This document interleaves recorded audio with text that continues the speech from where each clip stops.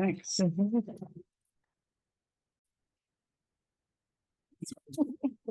Thank you. Good evening, everybody, and welcome to the City of North Plains City Council regular session meeting, Monday, August 21st, 2023, at 7 o'clock. Please stand for the pledge of allegiance.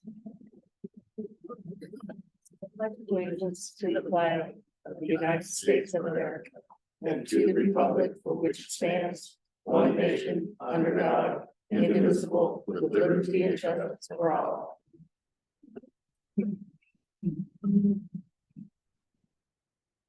Lori, roll call. Thank you. Mayor Linehan. Here. Councilor Pate. Here. Councilor Kendall. Here. Councilor Payton. I believe we'll be here. I'll keep an eye out for her. Councilor Sheldon. Present. Councilor Smith. Here. Councilor Martinez. Excused, absent. Oh, I thought she was gonna join by Zoom, but I'll keep an eye out for her too. Change her mind.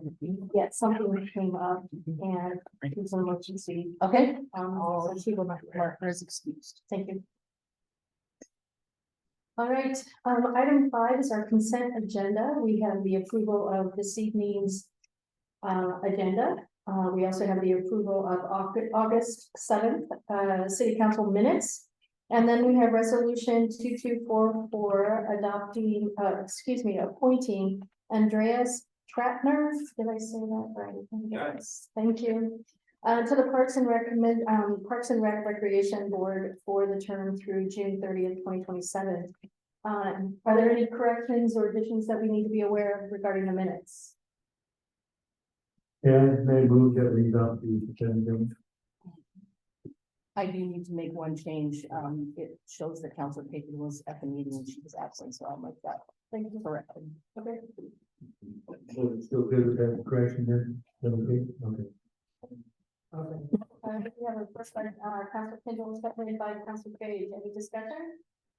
All those in favor say aye. Aye. Any opposed say nay. Hearing none, carried. All right, item 6 is public comment. So this is the time that anyone in the audience or online would like to speak on something not on the agenda. I do have one person.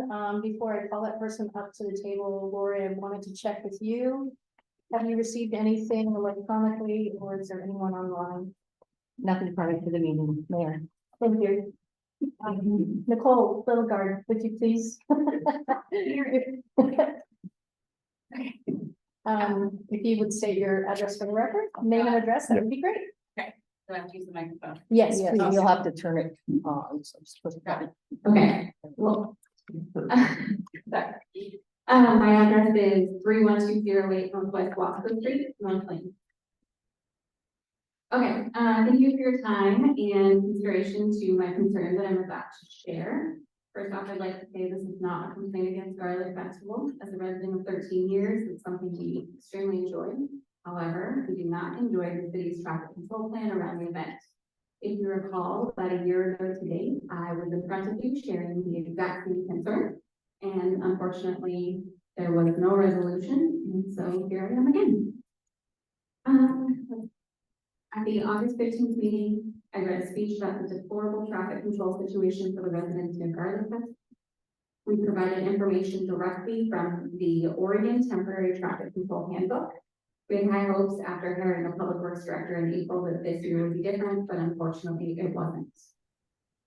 I witnessed a box truck, the trailer, as well as a dump truck come down Wasco Street between 313 and 311 on Friday after the road was closed. However, due to the fact that there were no road closure signs, these vehicles had no idea that the road ahead was closed.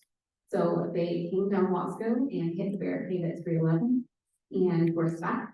The dump truck opted to back all the way out while you have all the Garlic Festival traffic attempting to get to the paved parking lot.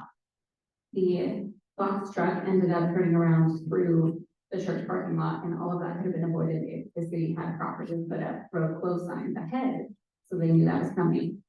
Can I ask a quick clarifying question? Was that last year or this year? That was this year. Okay, I got video of it last year, however, I didn't video again this year. thank you. I reached out to Terry to discuss my frustration And there was some talk about the Events Association being in charge of road closure. However, the city is the road authority, and so they're the ones in charge of closing the road. When my husband reached out to the Public Works Director to chat about the situation, he was only met with excuses. The first of which was that he was new and he hadn't had time to prepare for the event. Unfortunately, I don't really find that to be an acceptable excuse given the fact he was hired in April and Garland's festival was in August. When my husband mentioned the signage could be borrowed from other cities, Dustin's response was that he was aware that it can sometimes be difficult. And it is absolutely not difficult to borrow from other cities. Last year, I shared the information with you that North Plains is part of the Cooperative Public Agency of Washington County that allows our city to borrow needed equipment from other cities that haven't. Cities like Sherwood have an entire traffic control trailer that we've picked up. We were also surprised to hear that he was unaware of the traffic control concerns brought up from Garlic Festival last year. He claimed to have no idea that this was a problem in years past. I'm not the only resident on my street or in the area that has been frustrated by the lack of signage. I spoke to multiple. One resident near the area that was no longer provided no parking sign, had a vehicle pull in directly behind her vehicle and she was blocked in. Another resident had a vehicle drive through their front yard and break their irrigation, all of which could be easily avoided if we had been provided no parking signs as we have in years past. It's also pretty unacceptable that the city did not put out any detour, road closed ahead, road closed, or event ahead signs. And it's disappointing that they're no longer working with the residents impacted by the festival. Usually, for the last 11 years, we had great, the city would stop by, the public works would like to chat with the residents, make sure that we had what we needed to be prepared for the event, and that is no longer the case. With an event this size, along with other events the city hosts, the city of North Plains needs to budget for and purchase the appropriate traffic control equipment needed to support such events. There were also no road closure signs up for the car show that was on Commercial Street. They did have, there was no actual road closed ahead or road closed sign provided for that as well. Thank you for your time and consideration on this matter. And I look forward to following up and hearing on the solution for next year. Thank you, Nicole. Do we have a copy of that? Yeah. Do we have a copy of I that? have a copy of this year's and last year's. If you could kind of just give it to Lori. And then, yeah, that'd be Okay, great. thank you. Thank you very much. Appreciate it. Right. The other two cards I have, I'm seeing that your testimony with clear vision standards, so we're fine with speaking during that public hearing. Okay. All right, see.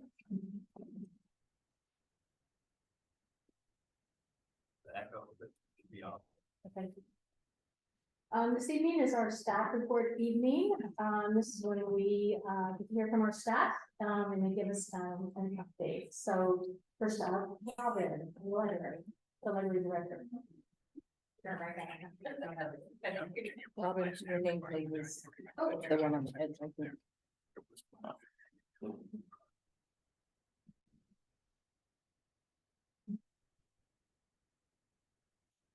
Good evening. Mayor Lanahan, welcome. So, for library summer, the library, we had just broken our record for the most checkouts our library ever had in March. And we blew that record out of the water in July, over 500. So a lot of people are using our great library. There's a program right now called Passport where you can get a stamp at every Washington County library. And we've seen a lot of visitors this summer under that program. So it's been really great. Last Monday, Senator Weber used our library for office hours. So she was there from about 3 till 7. Last Monday, met with a lot of community members and said that she really enjoyed being out in the library and that she'd come back another time. And those are the highlights. we're just wrapping up summer reading. We have a few programs. We had our final reading lab or art lab today, and we have our final letters from home program last evening. Any questions? I'm assuming you'll be in the schools again this year. Yeah, we haven't heard from Mount Quality yet on when our back to school night is, but we have, North Plains Elementary's on our calendar. The 31st. Any questions for, thank you.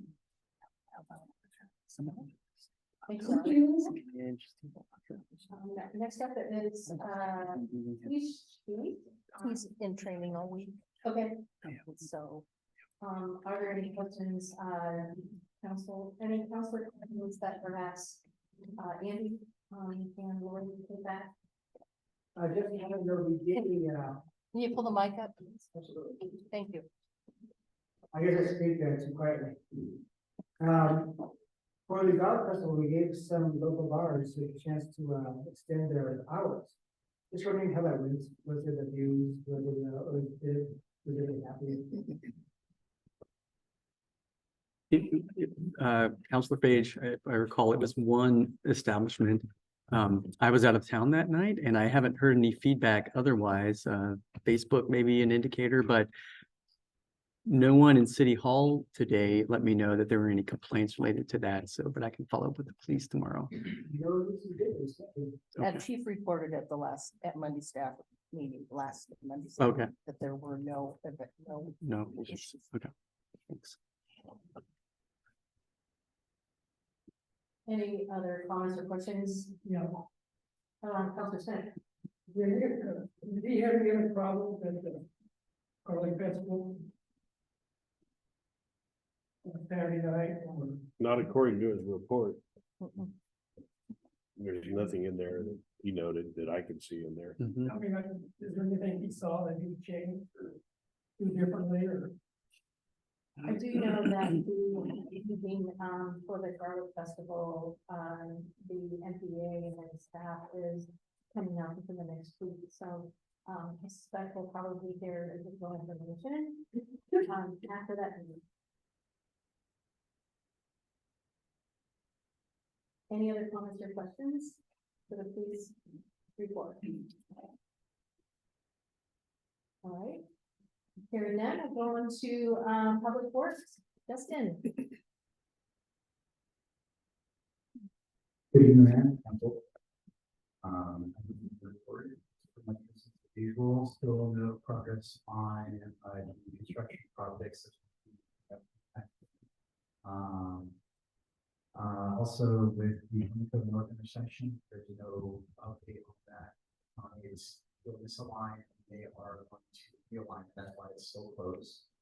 There's just been no updates on when all that is going to be. It's part of the control of the Washington County projects that are our jurisdiction. As far as we have 2 positions that are open for operation techs, they're getting short staff. Public works wise, and we have a small crew that is working very hard. And that's part of some of my update is they're just kind of normal maintenance on top of garbage less. And they're doing the best that they can with the staff that we have in there. That's part of anything else goes. Those early questions. Question. Counselor Kendall and then Counselor Page. Let me ask you, say we had 2 positions that either posted in the post office. We had 6 applicants altogether. And they were all for the full-time position and not for the part-time position. Oh.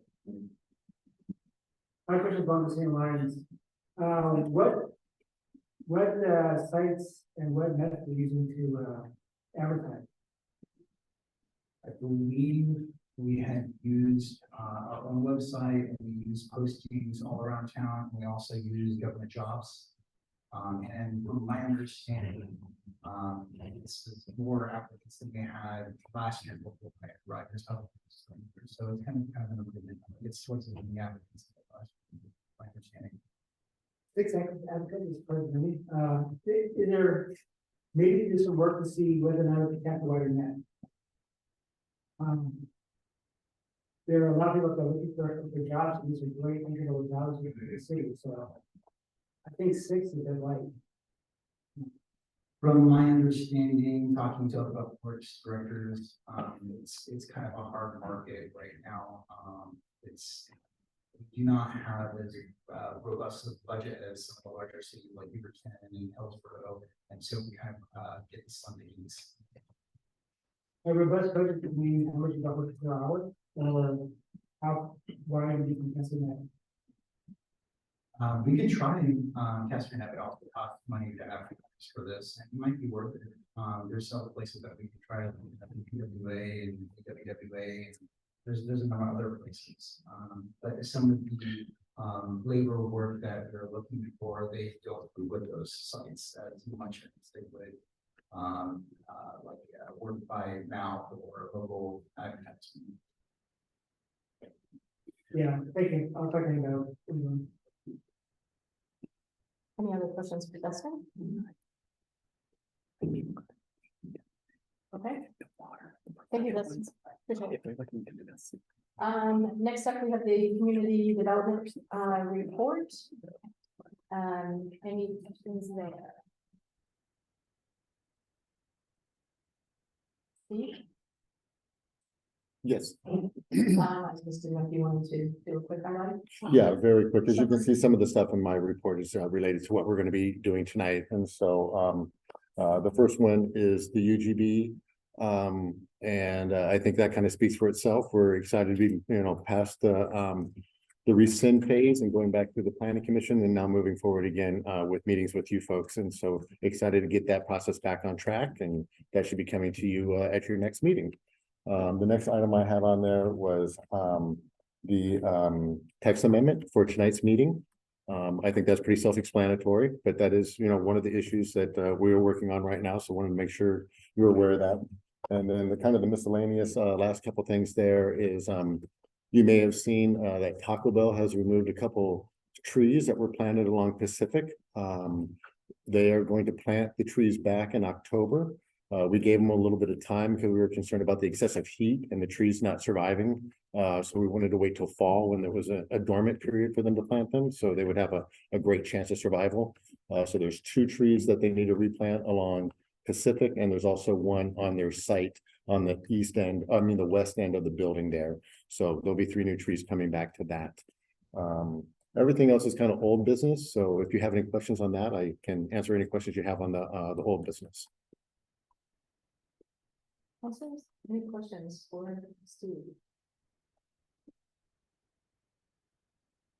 Thank you, Steve. Yep, thank you. I see Bill is still on vacation, right? Yes.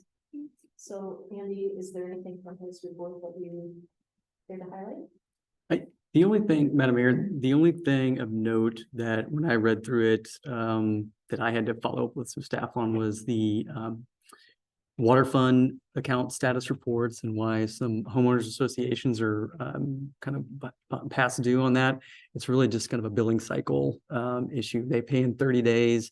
By the time he does this report, it's been 31 days. So that's kind of, they're probably even caught up by now by the time he did this report, but that's kind of what that issue is related to. Is there something we could do to, as far as how we keep track of it to make it align? Maybe become the 15th instead of the 30th, or something like that? Yeah, or 20. I'll chat with Bill when he's back. He's back next week. Excellent. Yeah, the less mess we have, the easier it's to get something better. Yep.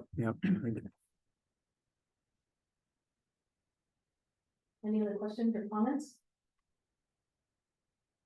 No, well, maybe a question was in regards to audits and our catch up, and it looks like we're closer to being caught up. And certainly for the URA agency, I didn't know if we were needing to do fiscal year 20 and 21, or if it was just 19, where we have to catch up all 3. For the URA, all 3. Right. All 3. But once that one's done, it's going to be a much quicker process to do that. So that'll reconcile all of those. But Okay, Yep. and that's what I thought, but I didn't see a note of that in his report, so. That was my only question.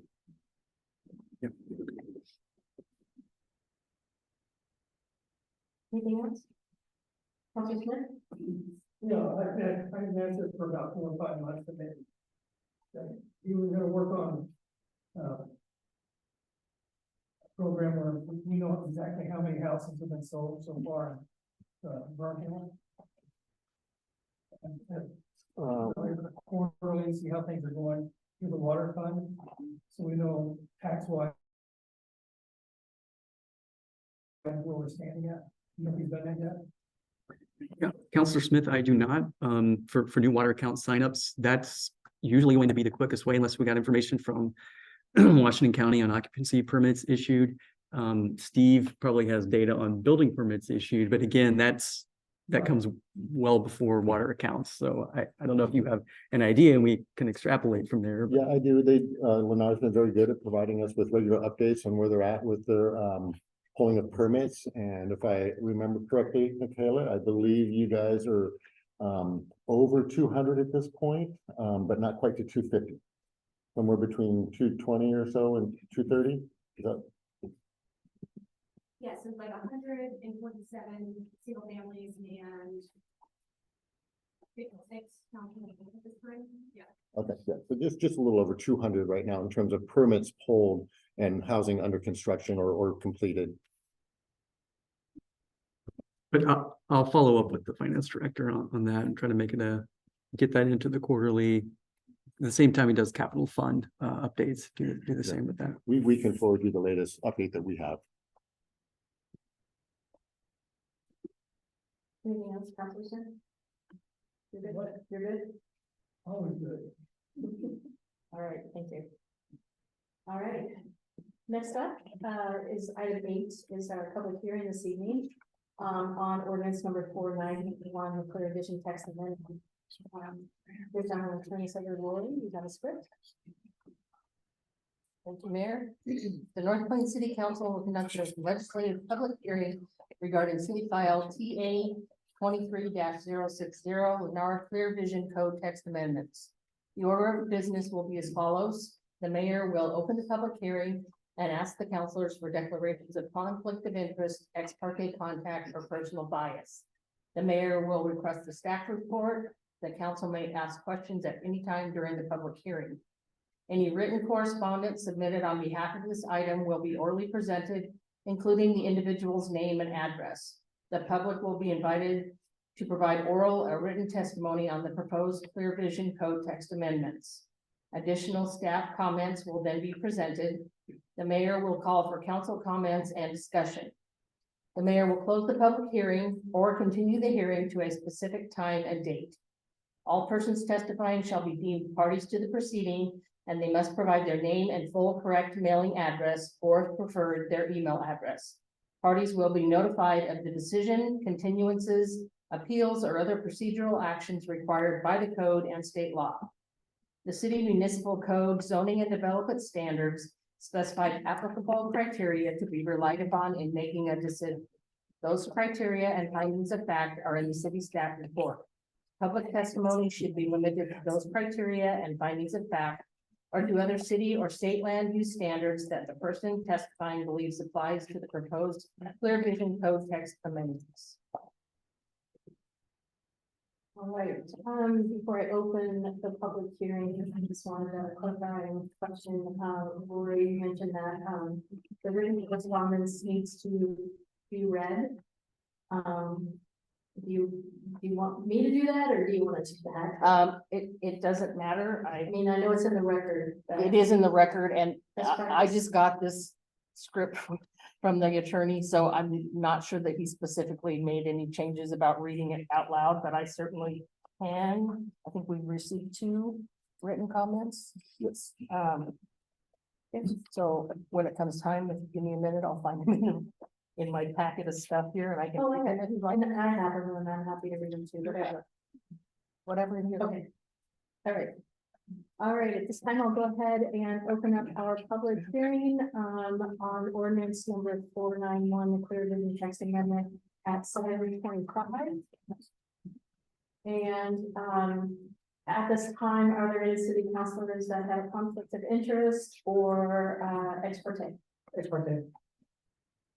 And, For ex parte disclosure, I was contacted by Andreas Stratter on the 1st of August to discuss in person the clear written standards affecting the Grand Village development. He met over lunch, August 7th, to discuss the concerns about the fencing and how his house will be affected. He's mostly curious about the procedural aspect. And he pretty much wanted to know the flow of decision through the process. I've also met with, Andreas Chagner, and, I'll let you do that. And it really was more of a process and kind of, field trip. This was several months ago. And, I also was the ex officio at the July 12th planning commission hearing. Yeah, I also met with Gary. And I kind of went over a few things that. Just information. More information. So we have to understand better what was going on. Anyone? All right. Steve, I'm turning this over to you now for the staff report. Thank you. We'll get pulled up here real quick.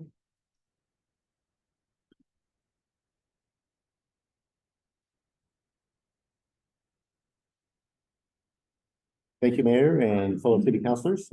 Steve Miller, Planning Manager.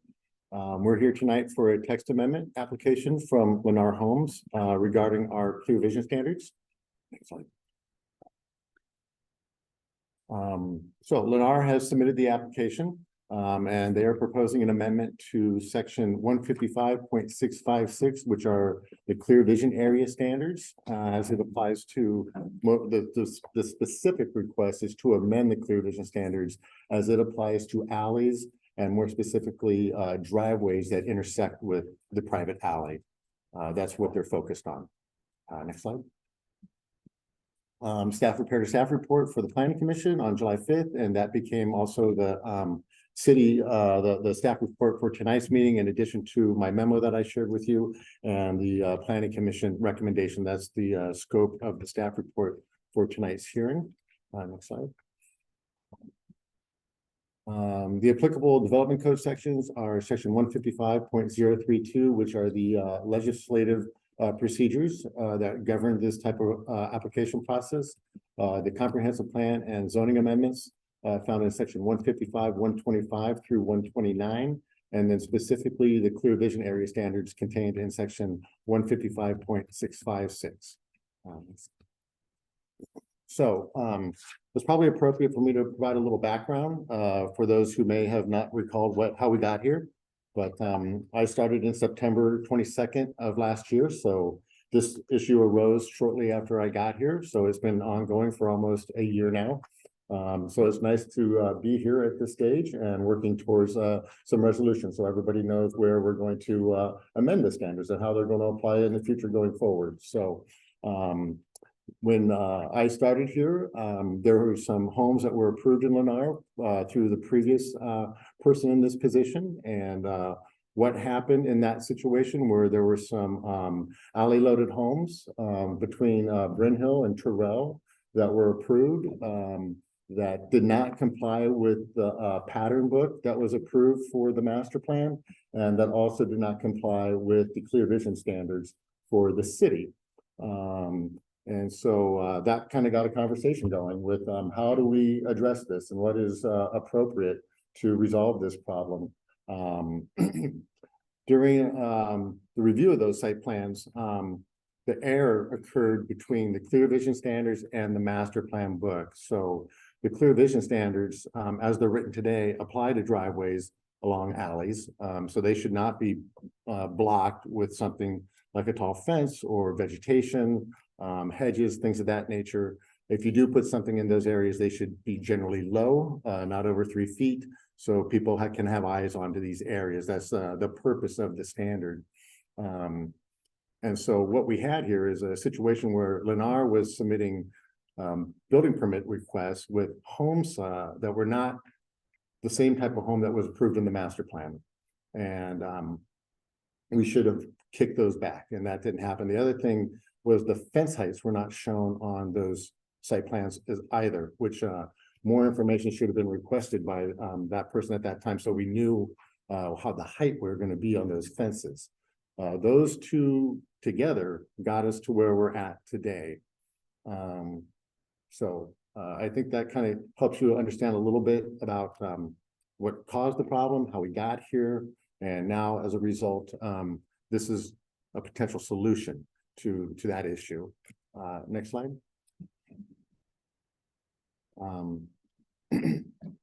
So, as I mentioned, we have 6-foot fencing now constructed along the alley between Brookings and Terrell, that are in violation of the city's clear vision standards. The impact of enforcing the standards, after they were constructed clearly had a negative effect on the residents of those homes. And they came, to staff and to city council to find out, how this situation could be resolved so they could potentially keep the fencing, that was constructed. Staff informed both, the home builder and the folks in those homes that, the only way we could resolve this would be through a text amendment to the clear vision standards. Next slide. As a result of that, we set up a work session on April 12th with Planning Commission, with Lennar, and also folks from the neighborhood. They attended to discuss a potential text amendment to the clear vision standards. During that work session, several planning commissioners indicated that they believed the code was incorrectly codified when there was an amendment process done prior to me arriving here at the city.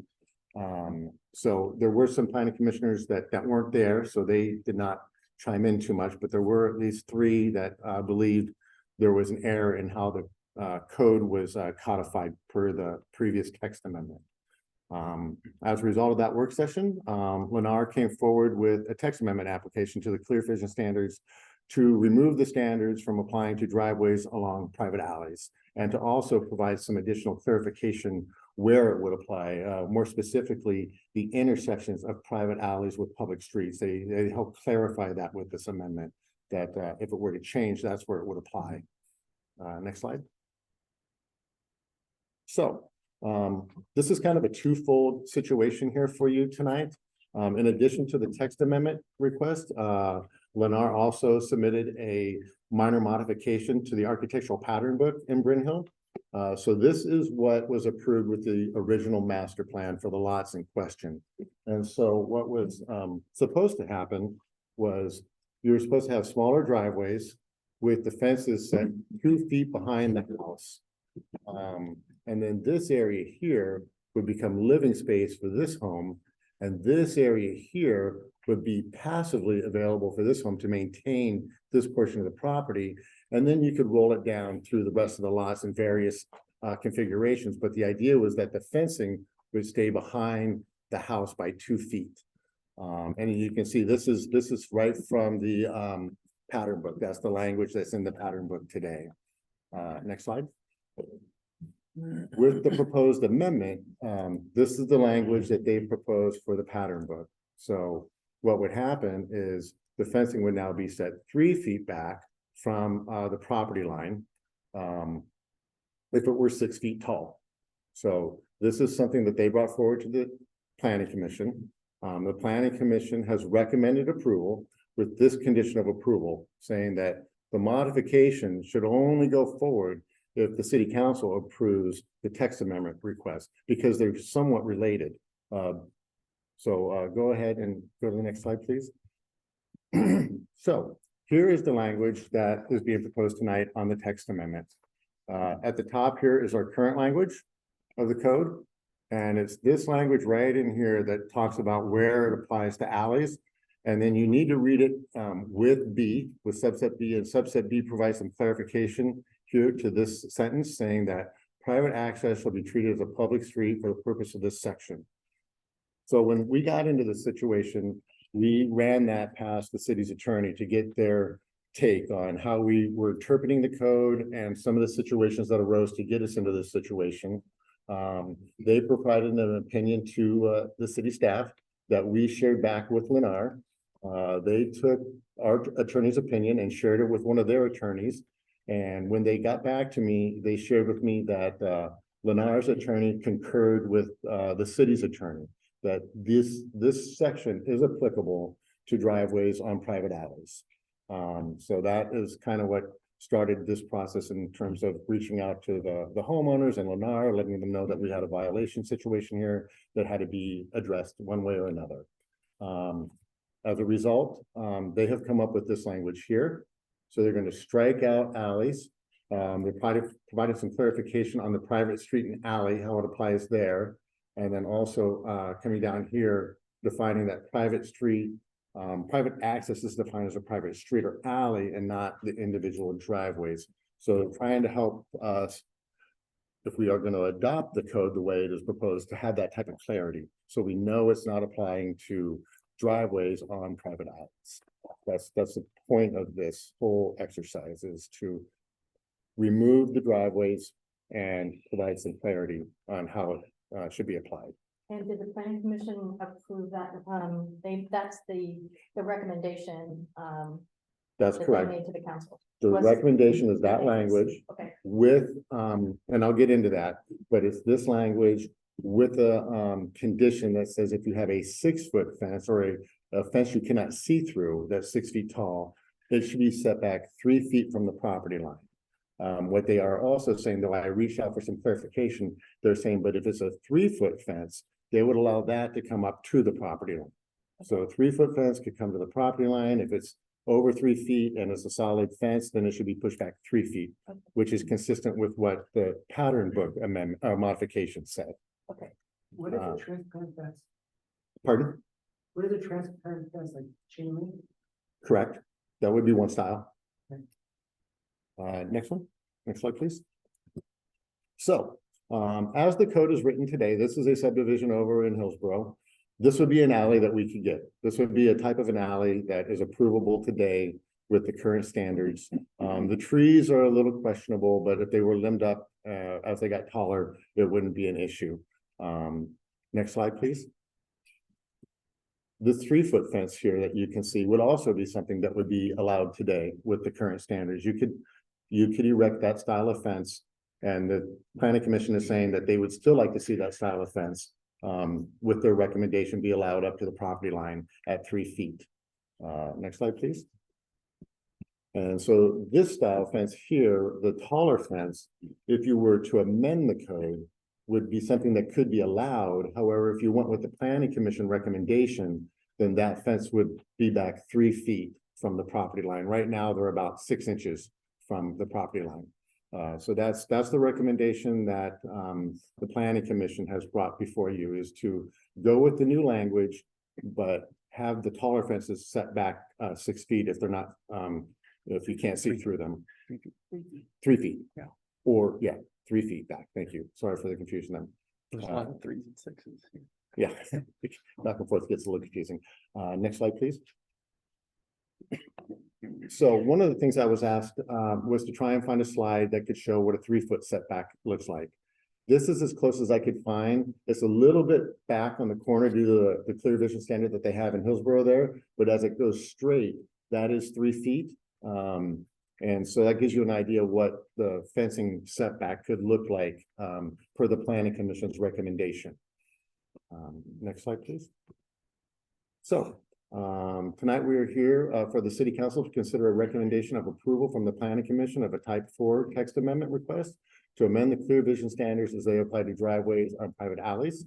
The clear vision standards are really a safety issue. You know, that's what they're trying to address for transportation. So this text amendment before the city council is one that regulates transportation safety standards for the city. They're a community-wide safety standard and are critical to maintaining an environment that is safe for all citizens and visitors. That's the intent of these clear vision standards. As noted above, the planning commission has recommended approval of the applicant's proposed text amendment. As I noted, though, they have suggested a condition that a solid or transparent fence may be constructed in the rear alley lots a minimum of 3 feet behind the property line. But they also said that a 3-foot fence could also go up to the property line. And so, as you probably saw in my staff report, I took a position of neutrality on my recommendation to the planning commission, and I'd like to explain that a little bit. Because the code identifies that we need to have a need, there should be a need to change the code. You know, you just don't want to change it for no reason. And because I was not here and privy to those previous discussions that the planning commission had on the previous clear vision standards, I asked them if they could kind of be a teammate of mine and help me build the record and elaborate a little bit on some of those previous discussions, so that people out here understood that. Unfortunately, that discussion did not happen, but they still recommended approval.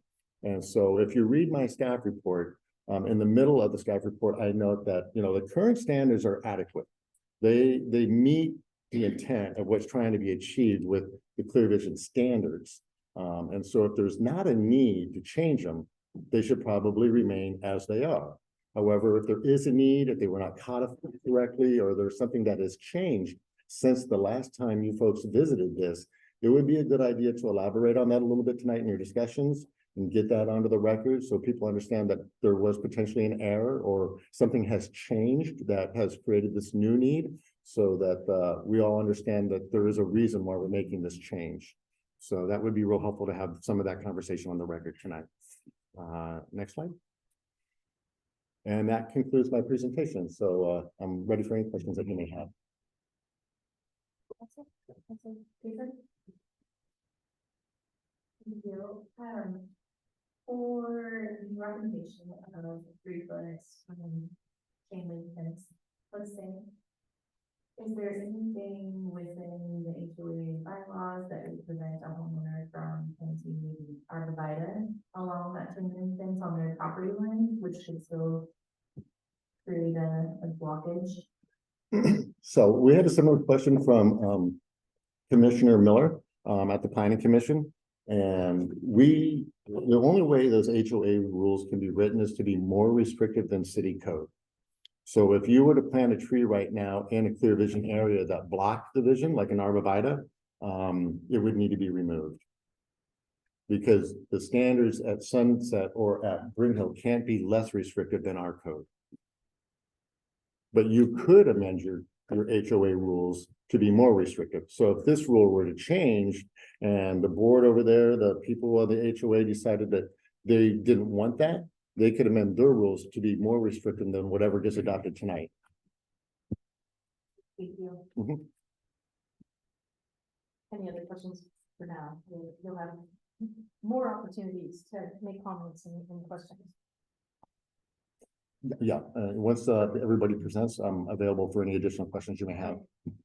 So we did have 2 written, Yes, we did receive 2 written comments going into the planning commission hearing. One came from a resident in the Sunset Ridge subdivision, and they were opposed to the text amendment. Another one came from a resident in the Brimhill subdivision, and they were in favor of the text amendment. Lori, did you want to read? You want me to read? I'll read one and you read one. Okay, you read the long one. I'll take the long one. All right, sounds great. All right, so this is from Don Weber. He sent this on Tuesday, June 20th, 2023 to Steve Miller and the planning commission. Yes. Steve and the planning commission. First, I would recommend that the code be rewritten and state that no fences of any height are allowed next to driveways. With the smaller homes being built, it is common for children to play in garages and in driveways. Many are under 3 feet tall, which means they are hidden behind the 3-foot fences. Also, they often ride their bikes and other toys up and down driveways, and this also hides them behind 3-foot fence. My grandkids love to lay in the concrete driveway and do chalk art. The biggest danger would be when turning into your own driveway. I have lived in several planned developments like Brimhill, and none allowed alley driveway fences because of safety issues and the obstruction to clear vision. On the other issue of the fences that have been allowed, it looks messy and unsafe when I walk through those alleys. Some houses have 3 foot, some 6 foot, and some houses have no fences, which I presume they could add later. Sunset Ridge has no driveway fences. So does this proposed amendment mean Sunset homeowners could build either 3 6-foot fences in the future of the driveways? There would be significant opposition and if the city allowed them, likely litigation would result in a few wanted that. I personally feel it was a mistake for the city to allow fences and it makes the alleys less safe for the children of those homeowners. Not sure best way to solve this issue, but allowing taller fences for these homes and potentially those in Sunset Ridge is not a good idea. In summary, I recommend that no alley fences of any height be allowed next to driveways and a code be written to say this. Thank you, Don Weber, Sunset Ridge. Can I say one more thing, please? Sure. Thank you for that. Make sure we get that so we can put it in the record. That's not delivered to me today, at least. I did not get an email with it. This is Unless here. it- It's in the packet. Yeah. Oh, okay. Yeah, that okay, was great. prior to the planning, Okay. prior to planning commission. So, yeah. Yeah, he had a different one, so that's a Oh, okay. little bit different. And I just wanted to clarify that we did receive a letter from Lennard's attorney that you all received. Yeah. So that's the totality of the public comments. Actually, there's one more public comment. Oh, I did not get that one. Well, I think this is one from, Well, that was, yeah, that's part of the original two I mentioned. That one is from the gentleman in Bryn Hill. right. So Eh. do we need to read it since it's in the? Go ahead. I was just telling Lori, I don't think in the future we Yeah. need to read these We because they're, don't truly they're need to already read them. in the packet. Right. That was probably an oversight by the attorney being Yes, that's very correct. attorney-ish, so telling you to read things, but Yes, yes. to be fair to the other, we'll read that and then in the future, if things are already in the packet, they don't need to Yeah, be they're already read part of out. the record. We don't need Yeah. to read it. Okay, so this comment is, I'm sorry, I'm probably gonna not do well on this name. Ravat Kumar Gogi and Anika, sorry, Raquel. Yeah, it's a little unclear, the Um, blurred out. We want 6-foot fence height to ensure privacy and security for our family. Our fence is already 5 foot 5 inches away from the private alley side. It is unfair to cut a fence code, which is 20 feet away from any of the private alleys. Thank you, Roy. So we have 2 folks that want to speak. Andreas Chapman. We need to go with the applicant first. We need to let the applicant have a chance to present. Yeah, I was just going by Lori's, rules that she Oh, read the in the script. beginning. But sure, We need to go applicant and then, that's, then we can roll out the other folks. if the applicant would like to come up, speak your name and address for the record. It's probably confusing. Just read it. Yeah. No.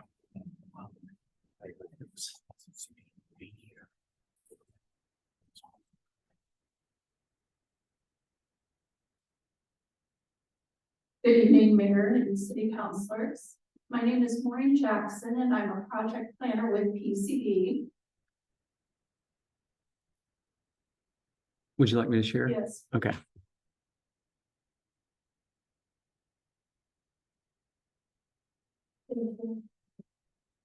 For the record, my address is 12564 Southwest Main Street in Tigard. Tonight, I'm representing Lennar and their request for City Council to approve a text amendment to the city's Clear Vision Code standards. The primary reasons for the proposed amendment are to clarify the Clear Vision area code and provide a path forward to address the issue of non-conforming existing fences identified during the post-construction in Bryn Hill. Lennar has submitted the application in order for the city to allow 6-foot fencing in the rear yards of alley-loaded homes with 20-foot long driveways. The current Clear Vision standards does not allow for this taller fencing. And again, to be clear, we're just talking about the fencing of rear yards of alley-loaded homes. The alleyways that serve these homes are private tracks intended for vehicle use only for the homeowners adjacent to the alley. The alleys are not public rights of way. We would like to point out that a fundamental design principle for Bryn Hill and other developments with these alley-loaded homes include providing streets and public spaces that promote pedestrian safety, connectivity, and activity while screening the views of off-street parking. These design principles are met in Bryn Hill and other similar neighborhoods by providing safe and efficient pedestrian and bicycle connectivity along the public streets designed with the sidewalks, street trees, landscape strips, and street lighting, while the off-street parking is screened from view and minimized in the development with parking located in the rear of the home.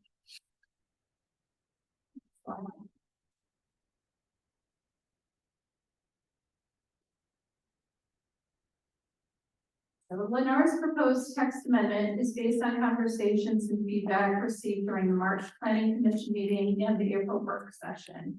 And again, we're asking that the code be modified to clarify that your clear vision area standards do not apply to individual homeowners' driveways on private alleyways. That's what I'm doing.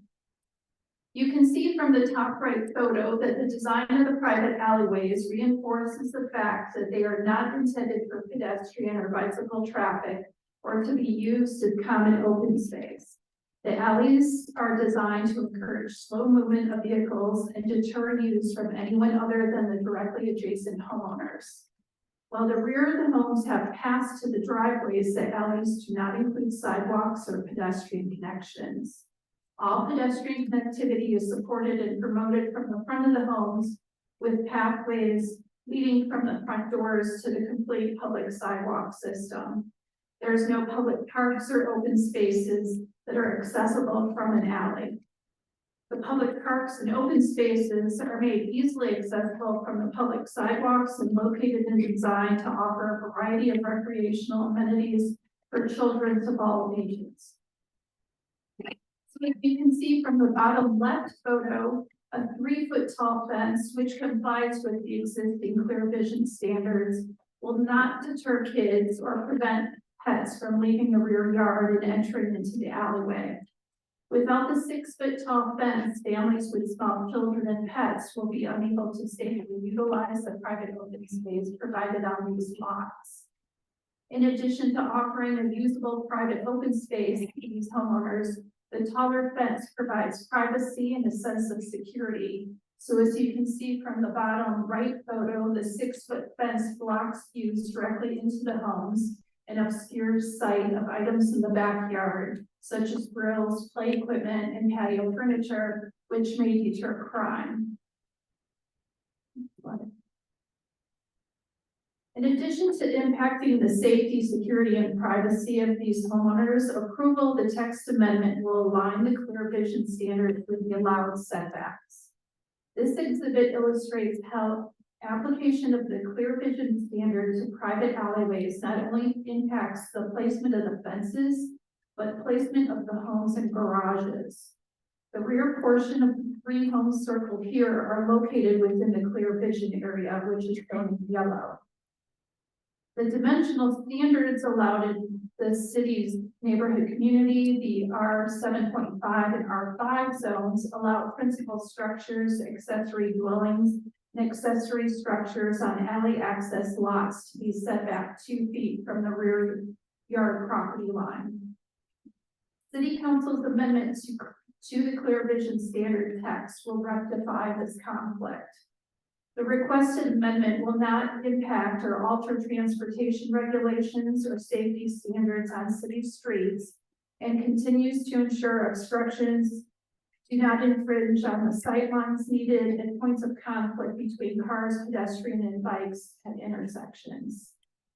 We do have a representative here from Lennar tonight to answer any questions. And one quick mention about the transparent fences. The Bryn Hill pattern book does not allow for chain link fencing.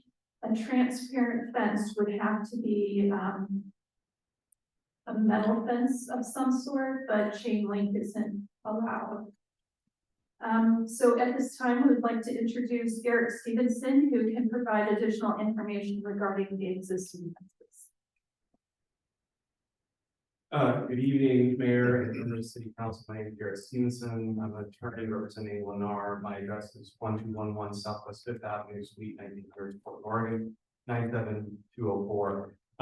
Thank you for your attention tonight. And I want to thank staff and the Planning Commission for getting us to this point.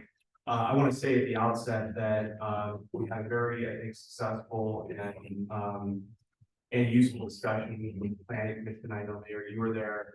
And the Planning Commission recommended approval with an additional ask. And I want to talk about the differences that those two elements would have in terms of impacts on existing homeowners. And to go back to what Steve was saying at the beginning of his presentation, this comes from what apparently was an oversight by prior city staff or something like that.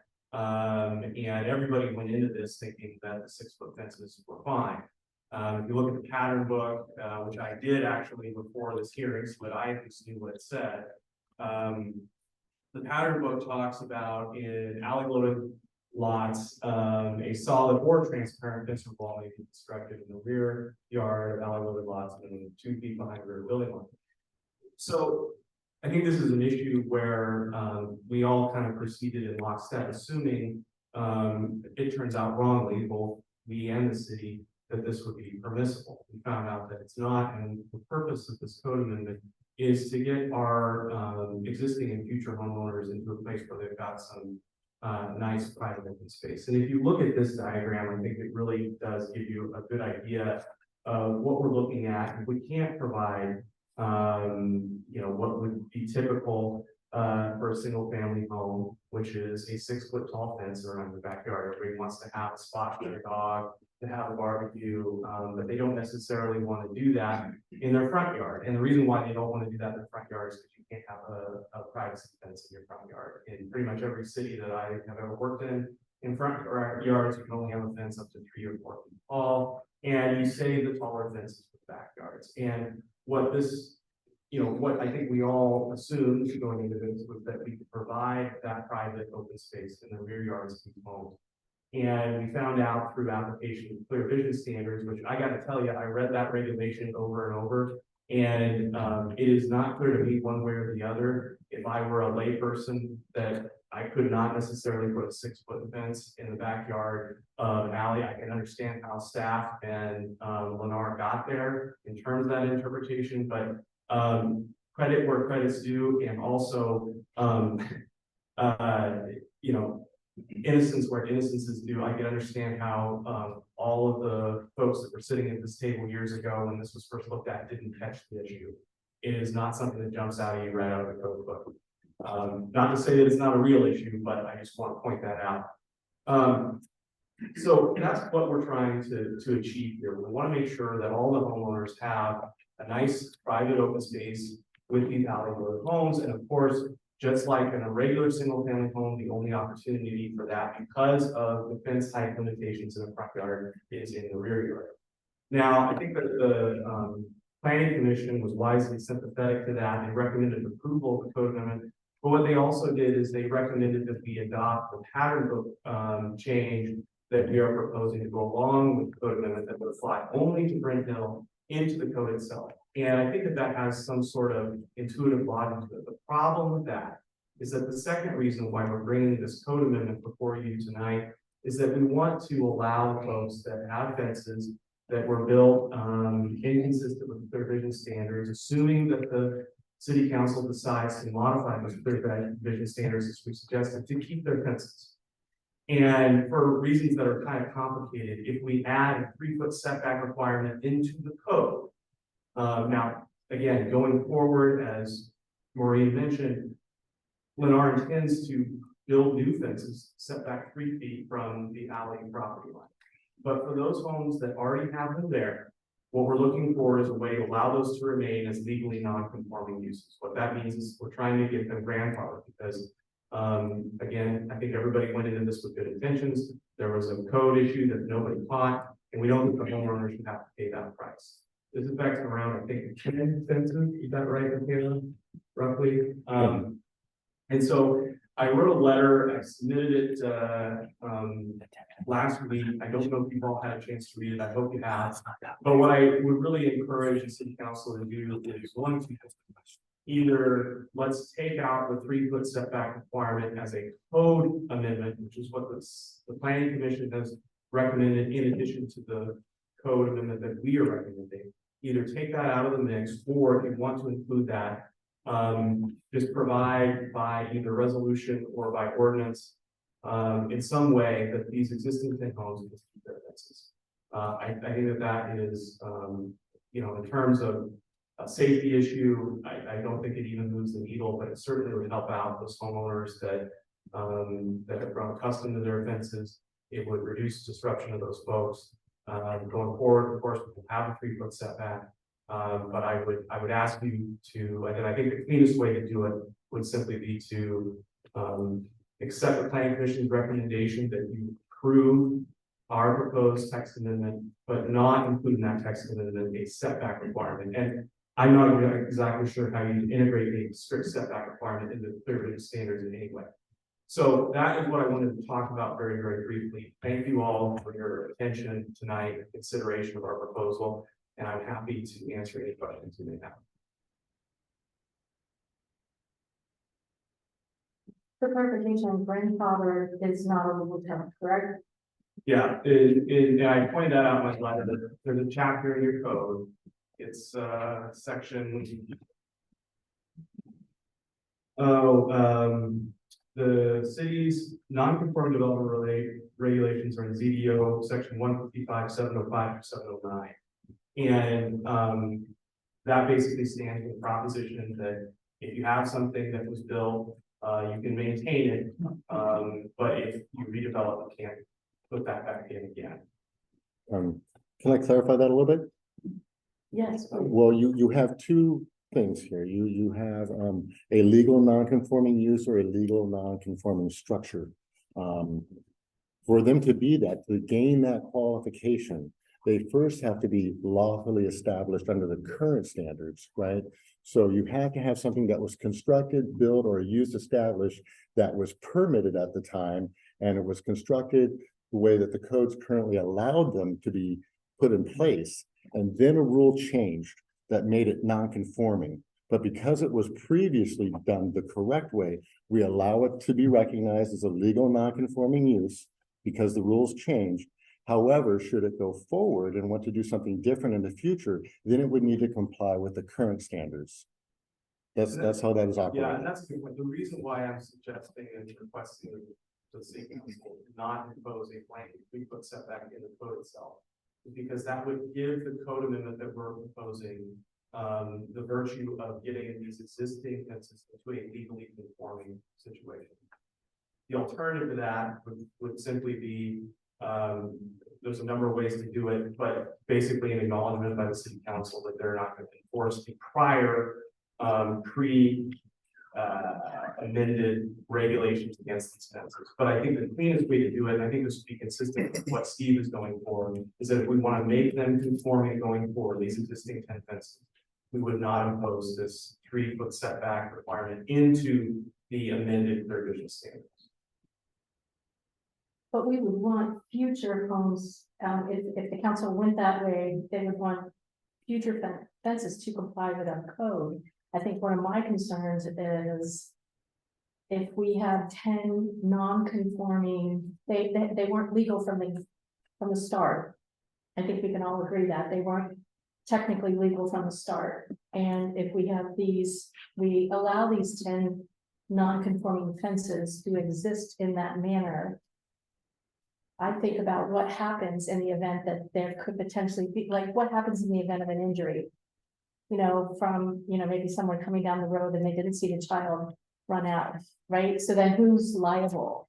Like would we have each 10 homes sign a waiver saying that we understand that it's not a non-conforming fence and we take full responsibility? But then that seems to me like it would have to follow the home. And No, not be a part of the deed. I respectfully disagree with you there. I'm just asking, I'm not an attorney, Sure. but this is what I'm thinking Yeah, about. the liability would be on the driver. If it's an automobile, it'd be on the driver, 100%. This is not, there are jurisdictions that allow fences right up to the property line and out. Some do, some don't. The general, rule of thumb for cities is that when there's an injury that takes place on a road, cities are not responsible. And, I don't think that in this situation, anybody but the driver would be responsible. I did not hear any testimony, during the last go round, except from one individual who was not a Brentwood homeowner, related to concerns about safety. I think that everybody can make up their own mind about that. But on the liability side, the homeowner would not be liable, nor would the city be. As far as the non-conforming piece, remember, going forward, we are proposing to have 3-foot setbacks. The code currently does not require 3-foot setbacks, one or the other. What it requires would be kind of little triangular notches to be taken out of the rear yards. So just to be clear, we're not proposing to do something that's not allowed by the code. We're proposing to change the code to acknowledge the situation on the ground and correct the situation of what everybody thought they were getting into in the first place. And again, I'll remind the city council that they had before them the pattern book in 2020 or 2019 that in a note said, hey, we're going to be putting 6-foot fences in rear yards up to 2 feet next to the property line. So this is not a situation, I understand you can look at it as like, did you violate the law? Yeah, you did. But what I also see is that the city council was aware that this could be an issue and approved it nonetheless. Or at least theoretically did so. So I guess what I'm saying is that there are situations where you see people blatantly pushing forward, say, I don't care about this, but I'm gonna do whatever I want. This is a situation where I think both the city and the applicant did not recognize the issue when they designed the fences and the fence plans. And so, yes, it is. These fences are technically non-conforming, and as Steve pointed out, they're illegally non-conforming. Otherwise, we wouldn't be here. But I would respectfully request the council to give a little bit of consideration to the circumstances, consideration to the homeowner, and understand that going forward, we're going to be doing better, and we all understand what's going to happen then. But for the folks that already have the fences, I really think it would be fair to let them. Council Page. I have a question now. I know that it's easier to tell how the 6-foot fence versus when they go, it all has to be, are going to sell, the market is what it is. It's probably easier to sell those. That may be why they put it if you want them. Think of the homeowners involved and how it's being affected. If this is passed, who is going to be responsible for getting those back? Is the hiring going to step up and fix it, right? Or are they going to say, hey, you know what? Half CD, half us, you guys better report? Or how does when you head to the discussion, how does this one play out? I don't think we've gotten that far down the road. The whole point of this is to hope we don't get to that point where we have to figure out how to rebuild this fence. I don't have an answer for you, which is, I apologize, it's not going to be satisfying. But I did speak to my client and said that that's something that they're going to have to figure out based on the outcome of this code amendment. Thank you. Any other comments or questions? I have one. So this question be answered by our attorney, there's the question about liability. I'll happy to take that, Mayor. Councilor Smith, that is something we asked our city attorney earlier in this process, and as you can imagine, their opinion differs from an attorney.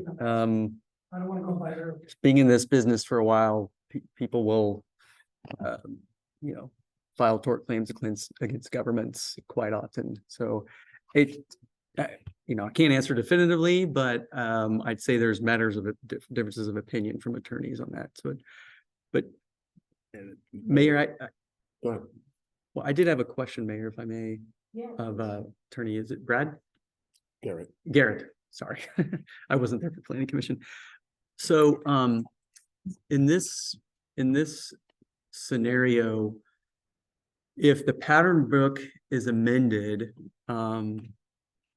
really the thing that is kind of keeping these changes in line to putting fences 6 feet 6 feet tall is really the change in the pattern book. Is that what I'm understanding? Kind of what you're saying is if the 3 foot setback is not approved, then the only thing that's kind of governing this would be the pattern book, and therefore, if there's other areas that don't have that same change in a approved pattern book, that's kind of what the key distinction is there. Does that make sense?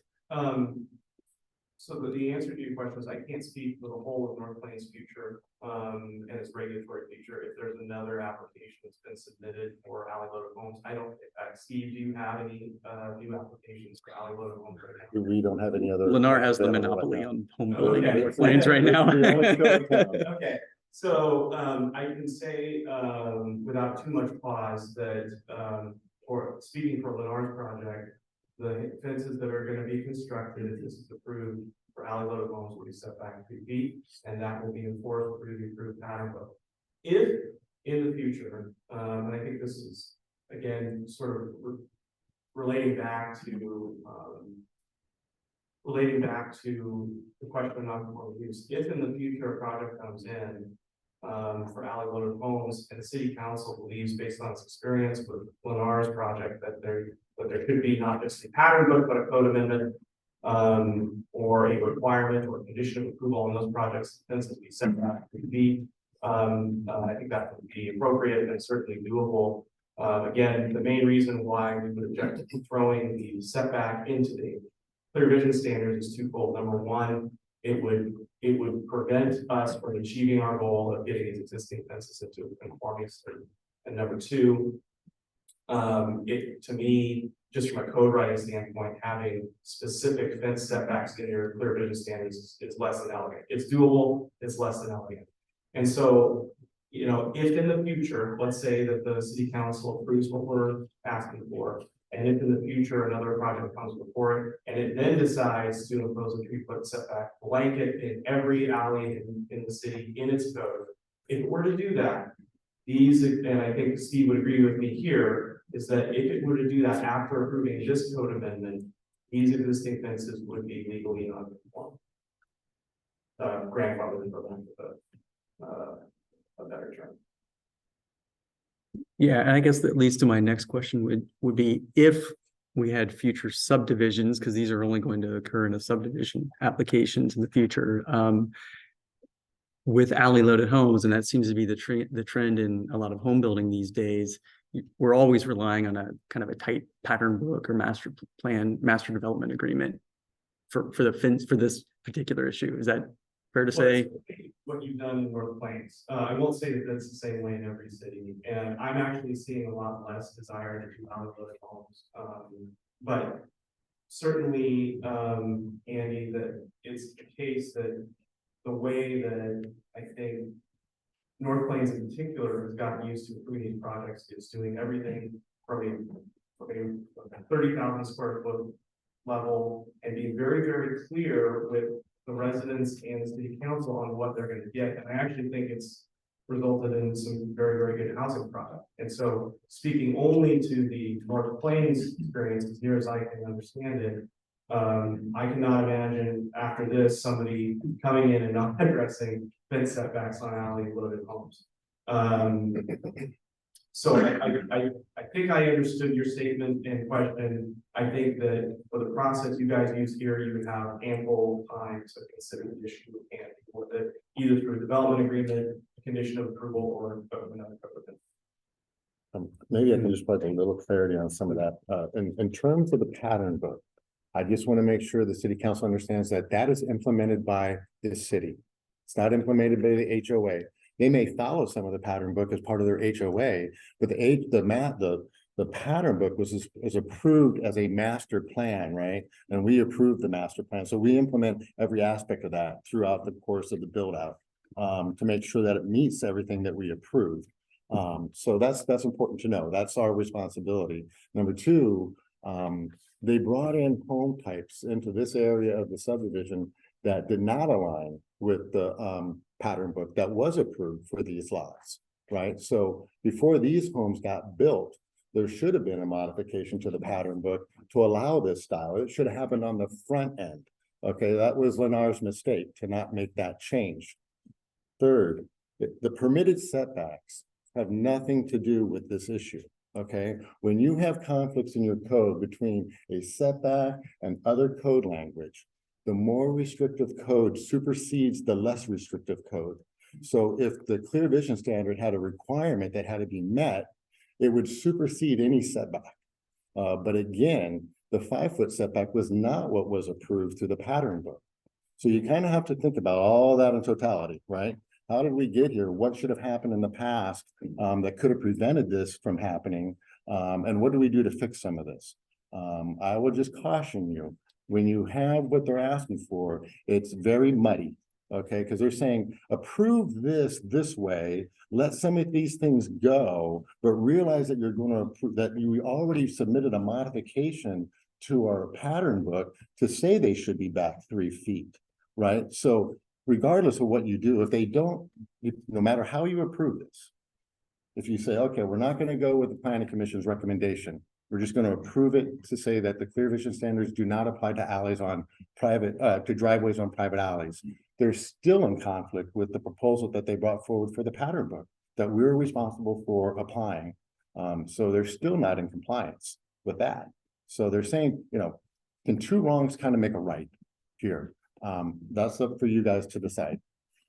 So since Steve will take some of my testimony, space, and dial up you said, let me try and dial it down. I don't think we're trying to muddy the water. I don't think it's muddy the water at all. What we're saying is we want to, going forward, provide an amendment to the pattern book that's very clear about what we're going to do with the fences, and that's to set it back 3 feet from the property line. We want to change the language in the clear vision standards that would allow that and allow these existing fences to remain. It's as simple as that. I don't see a huge, broad code structural problem here. I know that if pressed, Steve could find a way to write a good setback regulation requiring 3-foot setbacks. And the effect of that would be to do exactly what Lennar is proposing going forward, but it would also mean that the existing 10 fences that are non-compliant would have to be removed. I think that's the simple outline of the situation. And I would just encourage the city council to consider those existing homeowners. Any other comments for the applicant before I ask for public comments? Marie, did you have more to? I know you had more slides because I saw them earlier today. If you wanted to go. I'm sorry, can you go forward, please? To there? Oh, that was just our contact information, but I did want to mention that, Steve, we do have that particular product in the pattern book. It's under the lot diagram, so not in the fencing. That particular one, yes, but there's other homes that have been built along that block that aren't that style. So for that one, yes. For some of the other ones, no. Meaning that you're saying that the setback kind of takes precedence over the clear vision standards, and so we go for the setback, and we're saying that's not the case. The clear vision standards supersede the setback because they're more restrictive, and so you need to meet both of those. Okay. And you also need to meet the pattern book requirements, whatever that was. At the time, it was 2 feet back. So, are there any other questions for us before we sit down? Thank you. Thank you.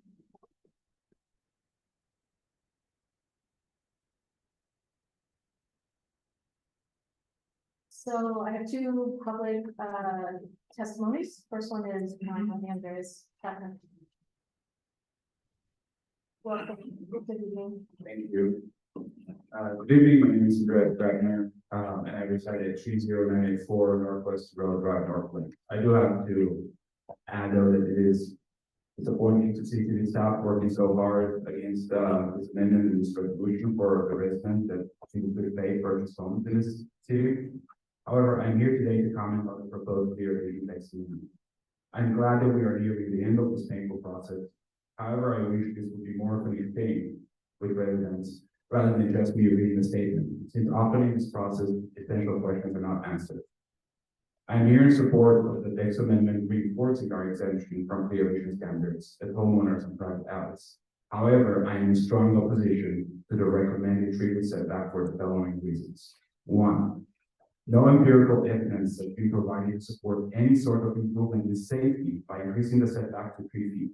However, this change would cause residents to incur losses in real estate and land investments made over the past year. Two, the proposed treatment setback would require the demolition of existing fences, and no clear answers were provided as to who will support the cost of updating the existing fencing to become compliant. Three, the current fence location was shown on both the plans approved by the city and in the Greenhill pattern book without the proposed treatment setback. Four, the city staff unwavering opposition to grandfathering existing homeowners, whether that's a legal term or not, that's not relevant. Five, it is unethical that homeowners would pay the price for mistakes made by city staff by planning the community. As stated on page 34 of today's agenda, quote, in error of the city's clear vision standards, the city approved site plans for some alley-loaded homes within the Greenhill subdivision, which showed fencing, even though the site plan didn't know the fence sites before. To add to this, no evidence was provided for this month-long process, which is for over 8 months, in support of the extremely frequent clear vision areas burdening the residents of North Plains. I'd like to point out that we live in a city where sidewalk access is largely unavailable and endangers hundreds of people daily. But extreme effort and focus is placed on clear vision standards, rules that do not even apply in the commercial mountain area, the C1s known as C1 zone, without any resulting incidents. I think the question we need to ask ourselves here is, are we really making a difference by enforcing these stringent rules, or are we just burdening the city's residents or trying away from tackling issues that really matter? In conclusion, I and many of my fellow neighbors are strongly against the proposed treatment setback. As no empirical evidence was presented to support it, it requires a demolition of existing fences without clarity on who will pay for it. The fence location was previously approved for existing homes. City staff refusal to grandfather existing homes, and lastly, it is unethical that residents will take a hit for mistakes made by the city staff. Thank you for your time, and I hope you hear about this today. Thank you.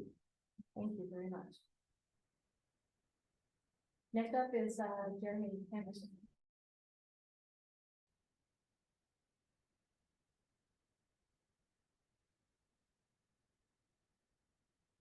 I don't know what I could add to what all. We just need your name for the record. Jeremy, if you can just speak your name for the record, your name. Yes, yes.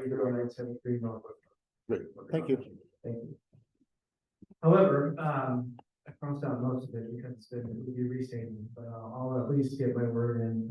I'm sure by now you'll recognize me as a local member of the Greenhill community with regards to the issue of our fencing over these last 9 months now.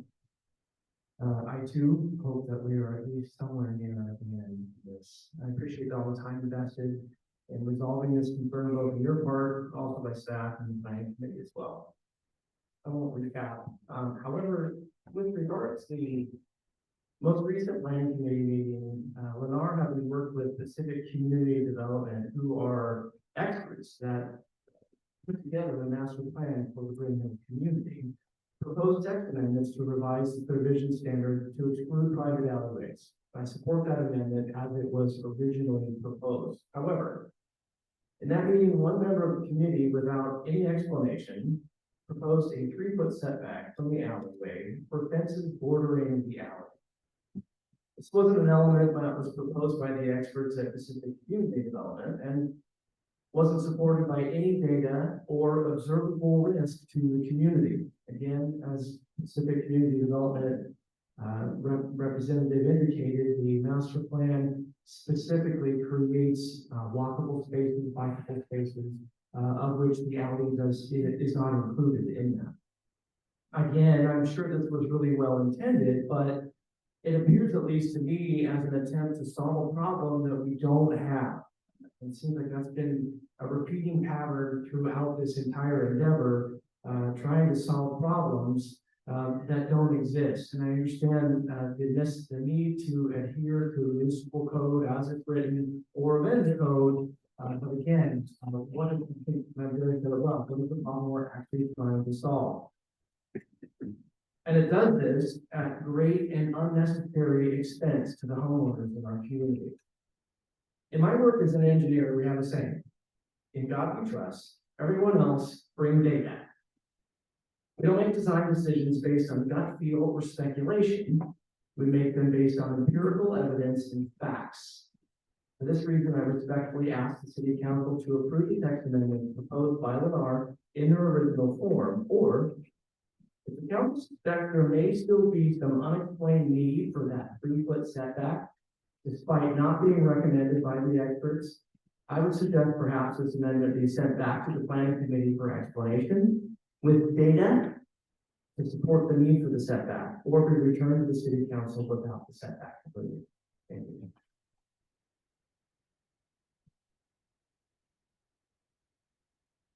Thank you very much, Karen, I appreciate that.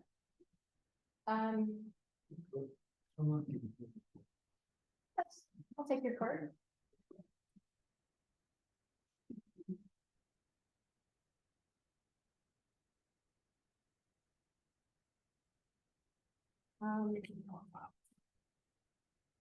Memorial Day, Yes. did I get it right? Yeah.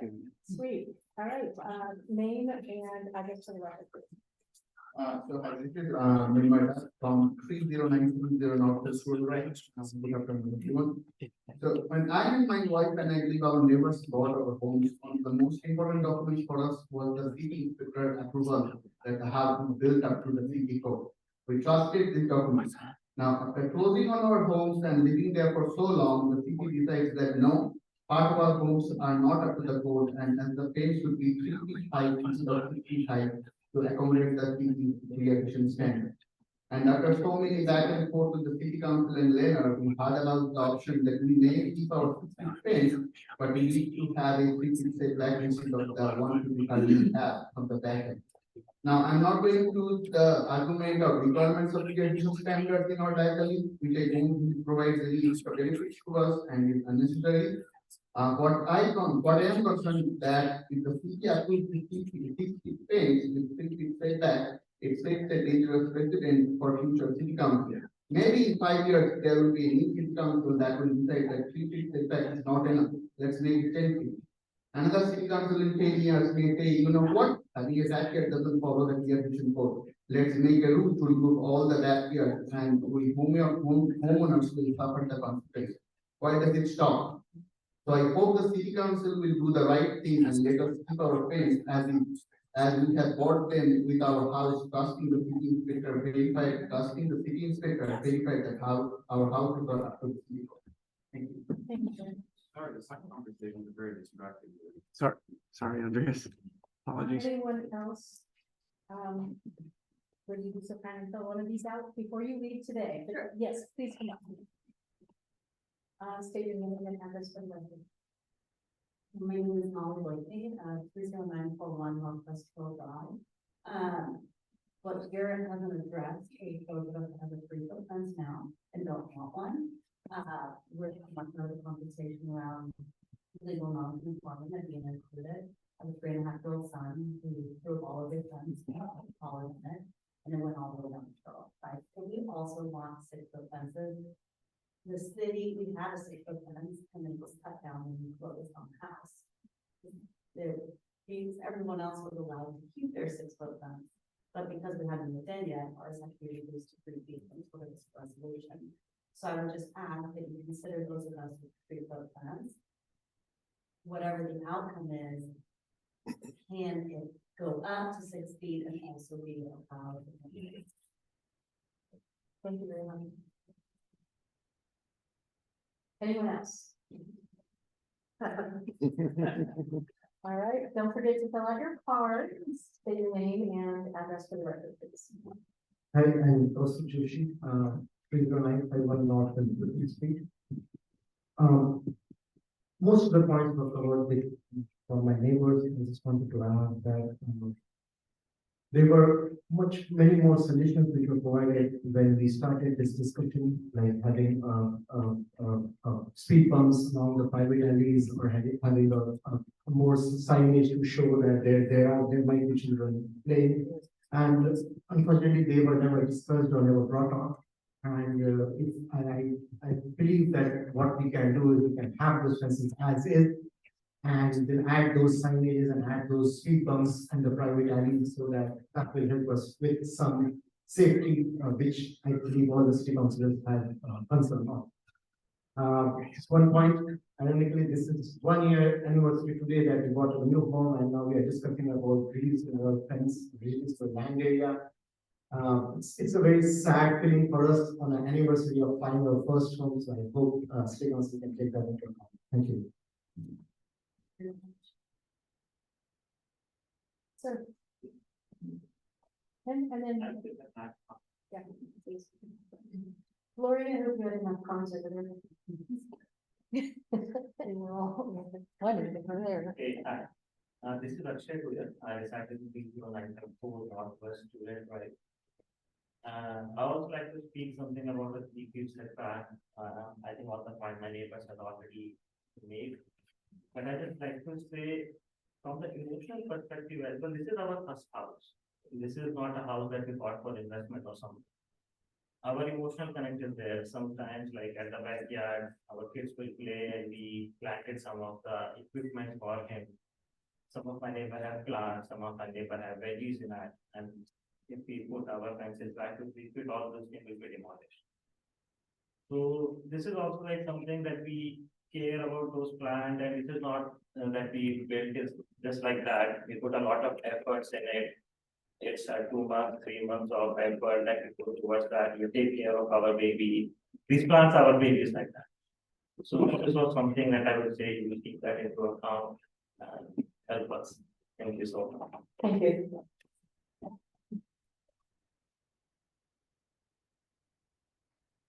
Good evening, I'm Ravi Kumar Grover, resident of 30957 Northwest Juliet Drive.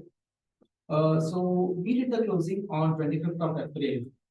And not even a weekend was passed, our fence was cut down from 6 feet to 3 feet. So you can consider this is a matter of only like 5 days we got to enjoy privacy at our home. Based on the way the construction has been done, you may have noticed that all this Northwest Juliet Drive, all these houses are constructed on a slope, especially on those Juliet Drive. So the fences which are on the back side, they technically go much below from like 2 feet to 1 feet from the view of the people who are residing inside. So there is no privacy at that place. And in future, there are now more houses under construction. And if they plan to install cameras, security camera, those cameras will have a clear vision of our homes. So there is no privacy left because of this fence height, reduction of fence height from 6 feet to 3 feet. That's it. Thank you. Thank you very much.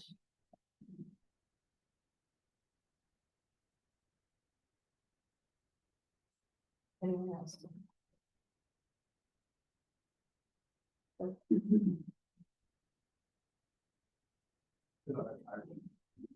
Hi. Is it pushed back? Hi, my name is Tiago Alam and I reside in 20963 Northwest Road Drive.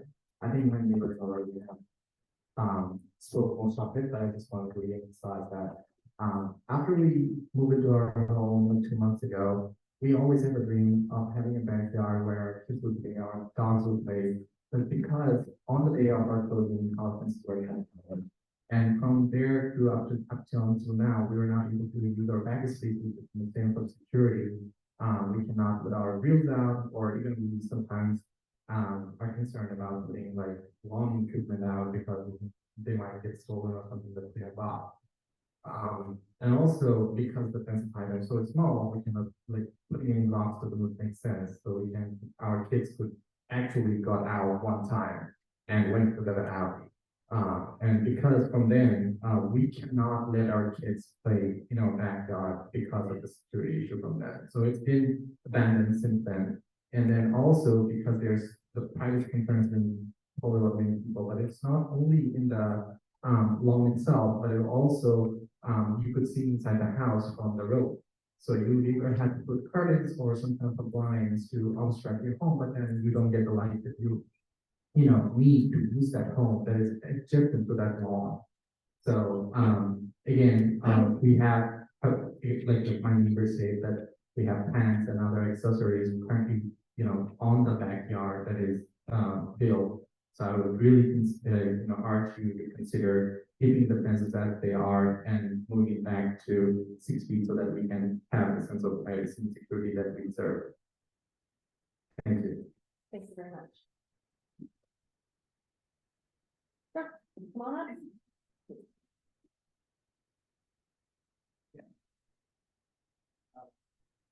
Yeah, so hi, yeah, my name is Paritosh and me and my wife live in 31028 Northwest Curious Drive. I guess everyone has already made almost all the points that we want to make. I just want to re-emphasize that a lot of us are first-time homeowners and a lot of us do not like, for example, we have all invested a lot of not just our money, but also our hearts into owning these homes. And like when the homes were built or like when we were shown the design for these homes, we weren't made aware of this, that something like this might happen, or we didn't even know that we would be losing, for example, now 2 feet of our 2 feet of our yard to either the new revision standards or losing 3 feet of our fence. In addition to that, we have a pet in our house and we have a cat and he's really furry. So we have seen that there are coyotes that roam around the neighborhood on Tudor Drive at night a lot of the times. And in addition to safety of pets or safety of children, it's also for the safety of pets that coyotes can leap over the fence which is 3 feet tall. So in both cases, if we move the fence back by 2 feet, we are losing a lot of property value that we didn't sign up for. And as you can imagine, these homes cost a lot of money, and these homes most of us have bought it on a mortgage, so we are paying a lot of money to own these homes. So yeah, everyone has said everything that they wanted to, and I'm sure I'm repeating a lot of the points, but I just hope that the city council considers all of our, like, not just the legalese that's involved here and what I understand that you guys need to consider going forward, how this might affect future developments and how if you allow homes to be constructed or these homes to remain and how that might affect future developments. But at the same time, please also take into consideration the fact, all of the points that were made and the fact that we did not sign basically for any of this, and we are just as much as the bystander as anyone else is, and like we would like the city council to consider that as well. Thank you very much. Okay. Anyone else? Okay. Council, well, we have a conundrum for us. So we had, just correctly, we have 10 homes that are affected, that have issues with fences, right? Just 10. Or do we have 12? There was a total of 12 homes to start with that had the violation. 2 of those homes were still owned by Lennar. Prior to them selling, they corrected the mistake and cut them down to 3 feet. So in terms of the current standard, there's only 10 homes that do not comply presently. I've got a couple things. First, to the buyers, I have 2 words, and that's caveat emptor. And my second comment goes towards Lennar, Green Hill. They have a responsibility, a duty, and they're basically pitting themselves against us with you, and that's not fair. That's not the way I see it. I have some sympathies for some of your predicaments. We apparently have made some errors, but it's ultimately their responsibility to build this property according to the books and according to the laws and according to the ordinances. They're the experts, truly. So I don't have a whole lot of sympathy for them because this shouldn't have happened in the first place. Well, here we are. And I'm not sure what to do about it because I'm not going to put my name to anything that says the precedent or a standard going forward. I am probably leaning towards allowing what's been done to be done. But I don't like it, and I don't like being put in this position. probably any more than maybe you do. And that's exactly how I feel about what's going on right now. And I'm not sure I can support what the applicant's asking for, but I can understand why there's going to be an adverse basic change to what you have currently. Thank you. Councilor Kendall, Councilor Perry. Yes, I'm sympathetic to the homeowners. I have a 6-foot fence at the back of my yard, and they built this alleyway. So the backyard fences now that we have, there's no way to get out, there's no gate, right? It's strictly all enclosed, right? Is that correct? Any homeowner? Oh, okay, so there's a gate, but that's okay. You don't go that fast through there, and it's just, I don't like being in this position either, but you guys should have to put up with this. You want your privacy, like I like mine. So I agree with you 100%. I don't like the applicant's position. The fix is to make it a 3-foot. If they want privacy, that's what they suggest. It's in the book, so let's go ahead. If there's 100 of those homes that have the 6-foot fence, that's the way it's gonna be in this particular thing, and we'll go from that. In the next development, we gotta respect the people that are going to be in there for the facts. So, I also have translated the original song house. It's, they do the best, right? Not only that, but it's like best to you instead of even to you, right? So it becomes even harder for the person. What I think here is that the rules were kind of unclear. And there was set rules, but the unclearness was kind of advantage of it to try to sell something that's easy to sell. These people are experts, they have lots of attorneys. They know it, absolutely. And you guys are now caught in something because we have to live for the future. We have to make these rules harder, very easy to understand. So people in the future, this is to happen. It's hard to get here and have every single person come up and give testimony. You know it. You don't need to you guys give it, but we do appreciate it. If I was in the same situation, I would also be a little bit furious. Not only because this rule is, I would feel take advantage of. Think about it twice. So you're told something bad and that's being enforced. Where do I leave it? So my standpoint is, let's make it clear. Going forward, needs to be clear. Having non-conforming fencing is something we gotta discuss. Is it fair? Is it clear? If somebody people are like, well, they have a non-conforming, so how can we keep, because a builders clearly they end around and say, hey, well, it's already built. What are you gonna do? These guys, are you guys gonna put these people in the bad spot? But hey, we already sold the house, we're out of here. But hey, we're the good guys, right? That's probably what happened again. We're having more houses being built.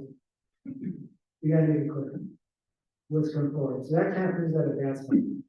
And also other people in that street that were sold and bought houses that had a short fencing, where are they gonna go? So that's what's going through our heads right now. And you guys are in a bad spot. And I sympathize, and we're gonna see what we can do, but my mind needs to be clear. And it needs to be straightforward with everybody. So there's the back end again. Because it will, not you, but the next years, it's gonna happen. So we get this very, very clear right now. Councilor David and then Councilor Shu. First of all, I just want to say thank you to each and every one of you. I think this has truly been the biggest, presence I've seen in the council meeting in a long time, and I really, I know I don't know what teaching and for me, and how much it must feel to be a big switch, if you will. And I also emphasize that I purchased a home in North Lake, a construction home 10 years ago, and it was a similar situation with the fence, and, we go with the fourth fence, and so it's a big fence, so I know what it's like to be on that side of it, on a much lesser scale. I also think about the worst case scenarios, and as a homeowner, but you are in the worst case scenario. And then I think about on the receiving end of the what ifs, and no one has a crystal ball to predict things, but I think about someone's home. And if it's not their child, it might be my child going over to one of your house, your houses to let our kids play. And what are we doing to protect the vision standard? And at the end of the day, that's really where my head is at, is the safety, right? Plants, I fully empathize with the investment into really making your home in the backyard. But at the end of the day, plants can be regrown, lives cannot. And that's really where my head lies with this, and how do we make it right for the homeowners? And how do we make it right going forward? And I feel like we're kind of in this finger pointing game right now. And I think ultimately, I see both sides, and I'm truly conflicted on where to land with this. But at the end of the day, it's safety. That's really where we have to land. And it's not to prove a point, not to say we're right or we're not right. It's safety. And I'm sure any of you go down a rabbit hole, I'm sure you've seen those videos on YouTube of clear vision standards and what would happen if those are blocked or obstructed, and that's really the one thing I can do for this scenario.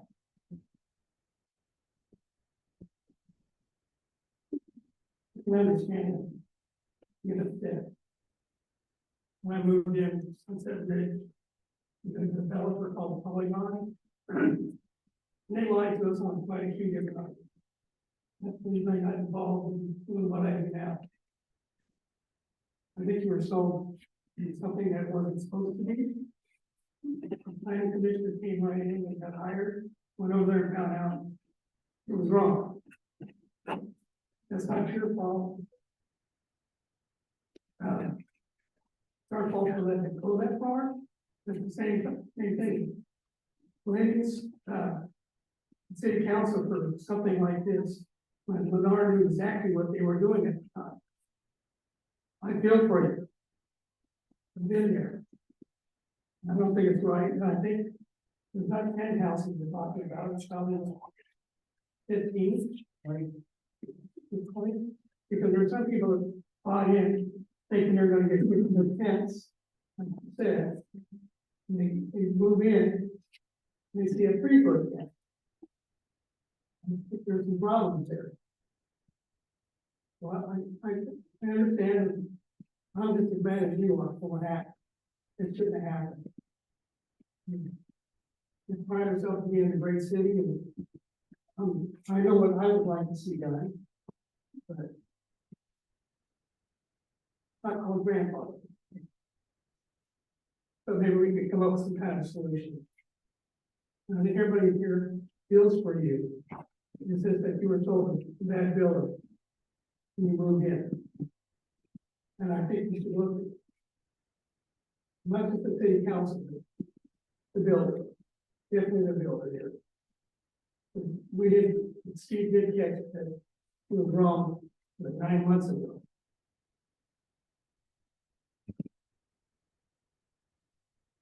Thank you, Commissioner. I too follow, I appreciate everyone coming in this evening and giving testimony. I think it's important to hear your voices and hear what you have to say. I have to, when I think about this, I see that, the two wrongs, the city had an error and Lennar had an error. And, I also read 2 wrongs don't make a right, and how do we fix this moving forward?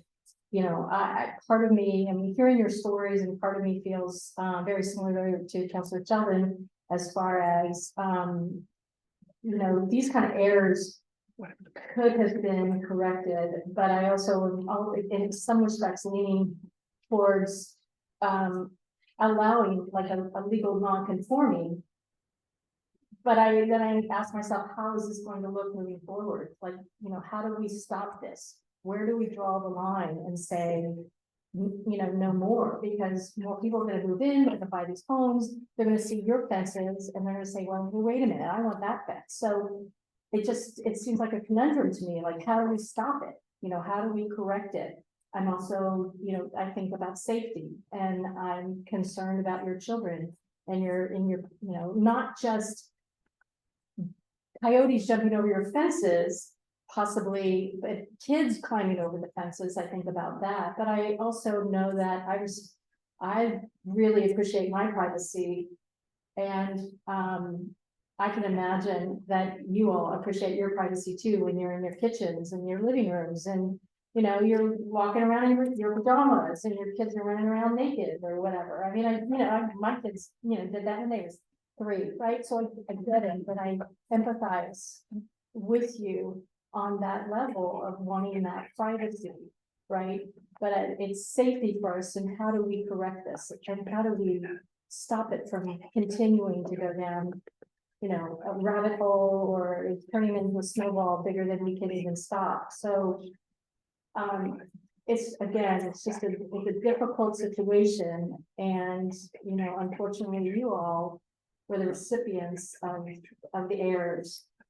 And that's why, I mean, we need to find a solution that's gonna work for the city and make sure that the city is safe and doesn't, incur liability issues down the road. But more importantly, the safety and security of the residents is and always has been probably my #1 concern as a mayor and as a leader of the community.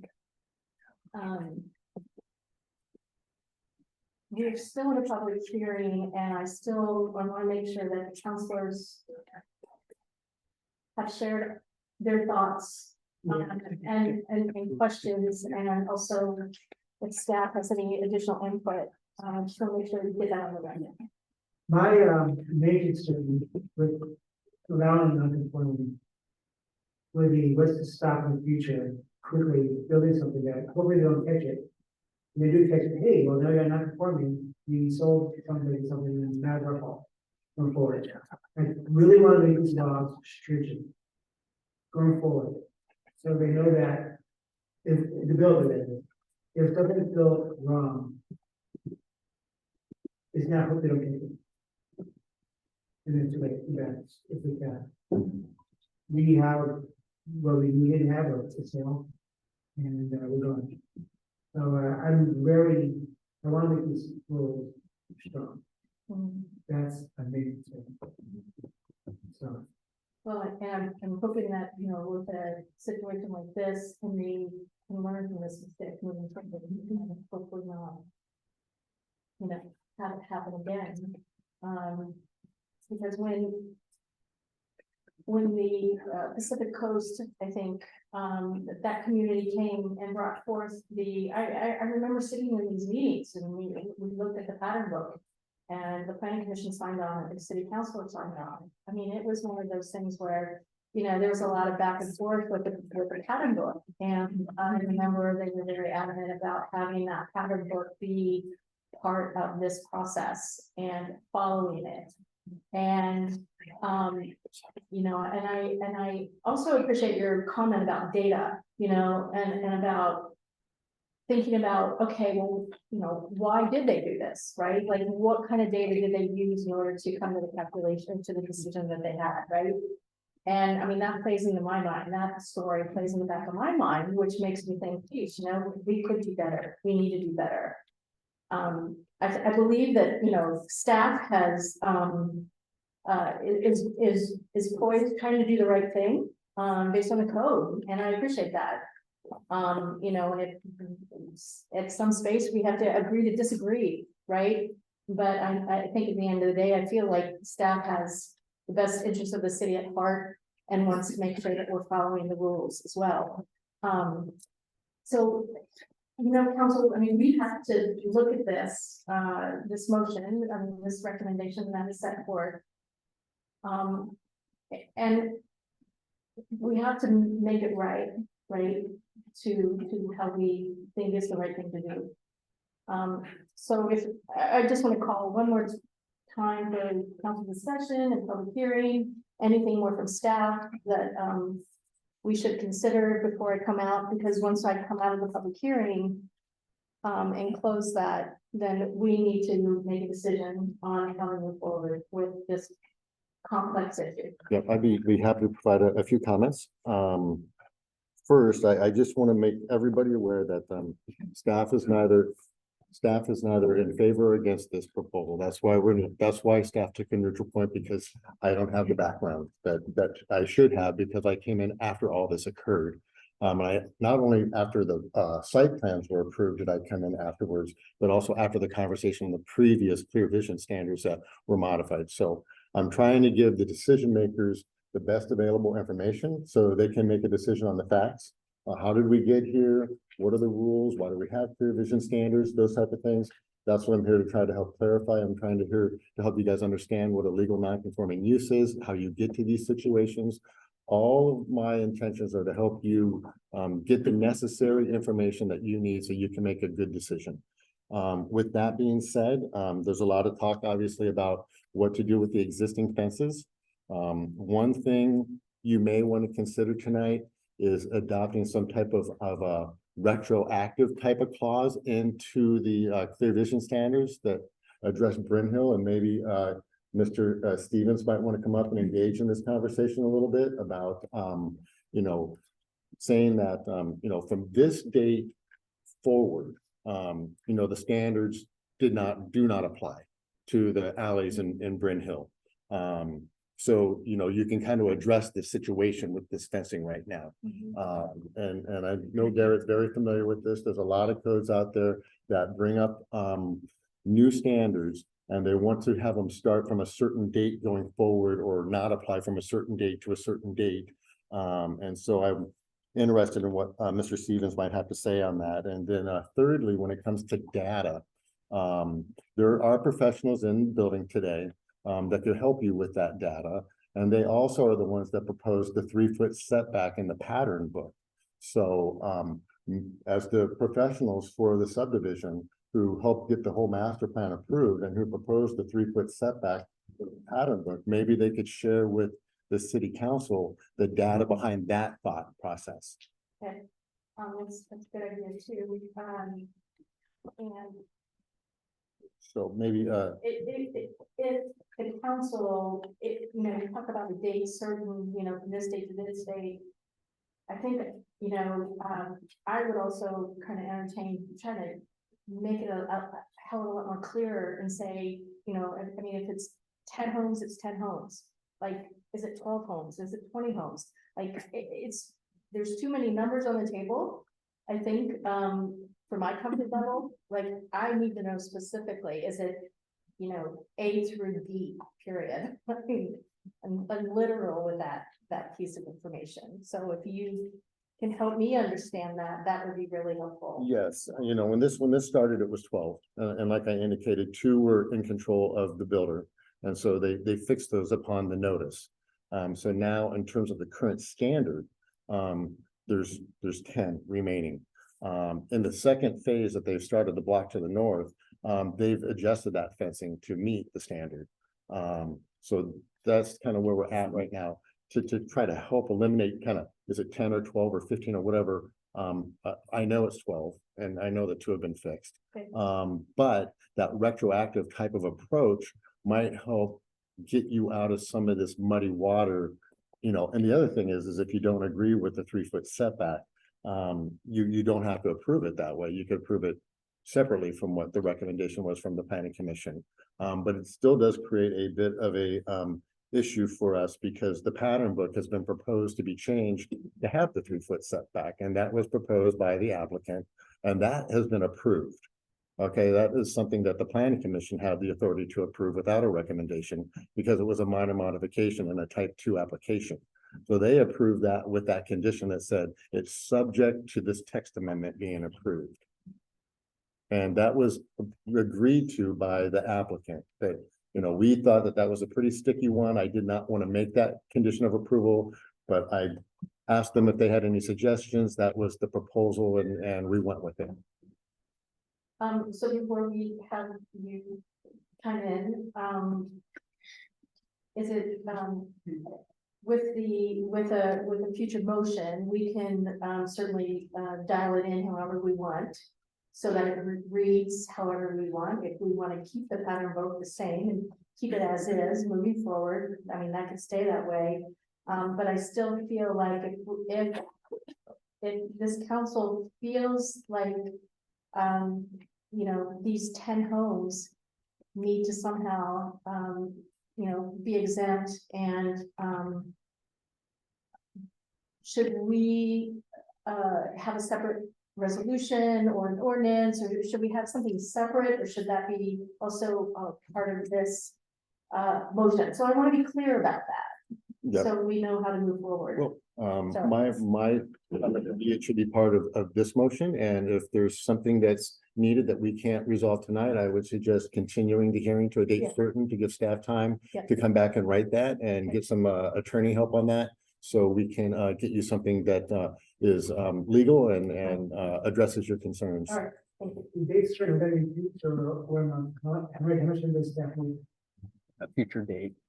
A future date. I'd recommend a future date. That way we're not locking in the date on the record Well, just yet. the reason we would like it to a date certain is because this is the notice for everybody here. So when you continue the hearing, we want it to a date certain, so everybody here knows when we're coming back, because we're not sending out notice. This is the notice. Okay, good.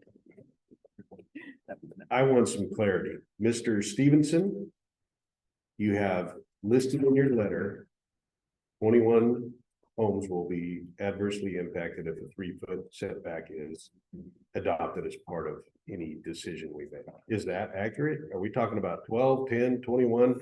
What's the number? I want an ironclad guarantee on what that number is. Because it goes 0 forward as far as I'm concerned. And I actually, I wish I could say that it was easy as waving the wand to figure out and track all of these issues as they evolve. Now, I'm gonna ask Michaela to come up and help us understand the numbers, because she was the one that I called when I had the same question, counselor. So, the 10 homes that I mentioned in the letter are the homes that have, as I understand it, 6-foot fences currently on the property line or near the property. Those are these existing tall fences that have not been cut down, that are illegally non-conforming. The additional ones, and there was somebody who came up and spoke about 3-foot fences that have been cut down, or homes that have been newly built with 3-foot fences. I think those are all wrapped up in that number. But Michaela, maybe you can help me not make an error in splitting the numbers to Councilor Sheldon. You need my address. Yes, we do. Yeah. Okay. Hi, everyone. My name is Michaela Deere. I am the Lennar project manager for this site. Many of you have worked with me through this. Our address is 11807 Northeast 99 Suite 1170, Vancouver, Washington 98682. Currently, there are 10 homes at the Bryn Hill with our 20-foot driveways. Those are the Kaplan and the Everest plans. These are the same plans that have been approved at Laurel Oak in the city of Hillsborough. These fences currently are 6 feet tall and border the property and are set 1 foot back from the curb of the alleyway. Those ones are currently, per the city, in violation of the code. There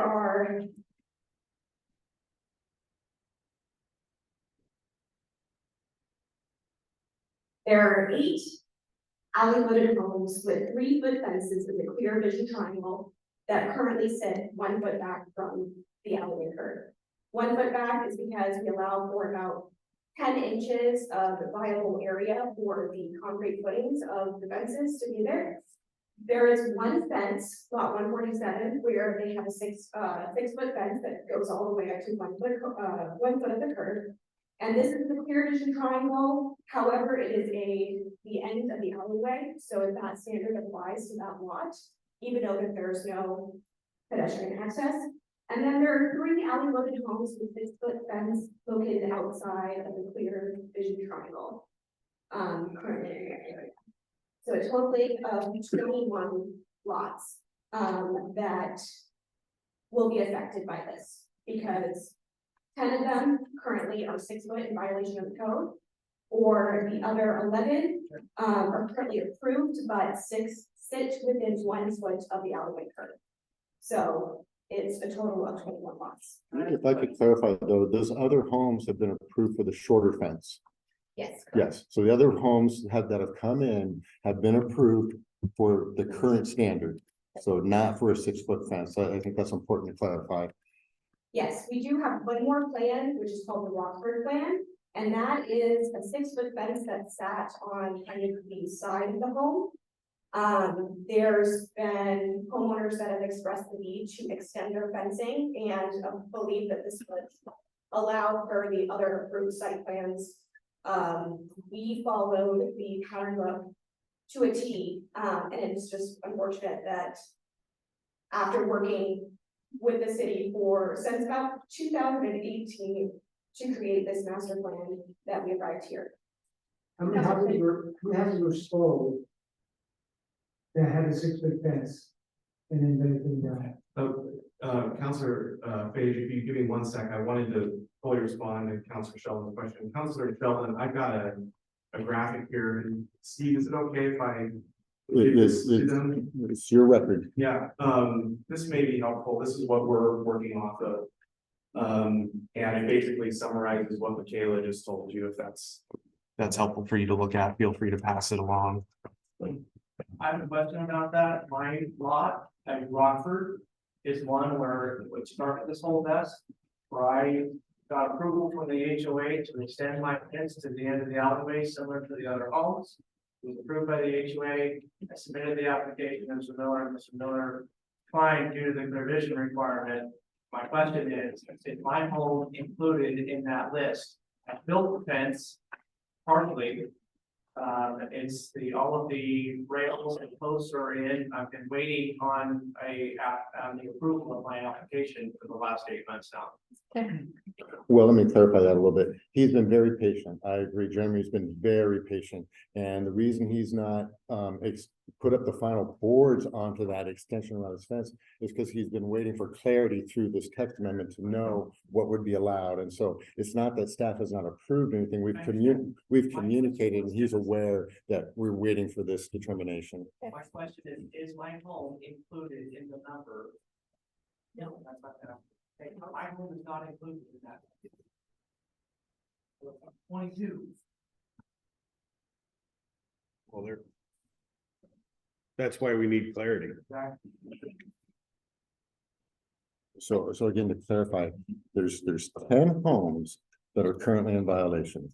There's additional homes within the project that, depending on how you rule, would be impacted, right? But there's only 10 now that are currently still in violation, that if you rule that you want to have it set 3 feet back, they would be impacted. The other ones are not impacted. They're either built to the current standard or they're not built yet. Or they applied for something with a fence that meets the current standard and they're under construction. My question here is that lady here, I don't know her name. She bought the house with the fence already up. Before you move in, cut back in. That's somebody I'm concerned about. And how many people are like her? That's my question. And if we change it back, I expect that she doesn't pay for the cost, but Lennar pays for that cost. Put it back to where it should be at.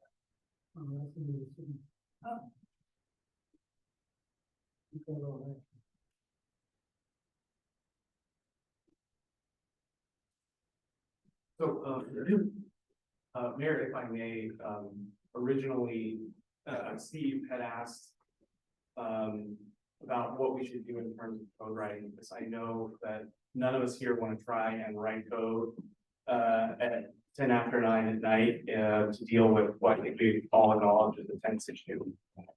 So I think that Steve actually had a very good idea. One method, and honestly, it didn't occur to me, but one way we could handle this is that if the city council wished to,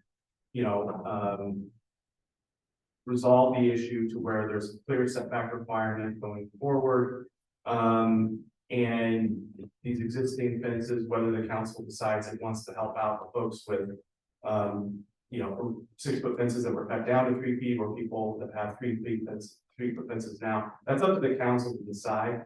But depending on how it decides, one of the things that it could do, that you could do, would be to basically say, all right, we're going to amend the clear vision requirements, retroactive to a certain date that Steve, and his legal counsel and I could locate for you to make sure that the existing fences that were constructed and the house plans that were approved and built and purchased get to remain, and those folks get what they expected to get.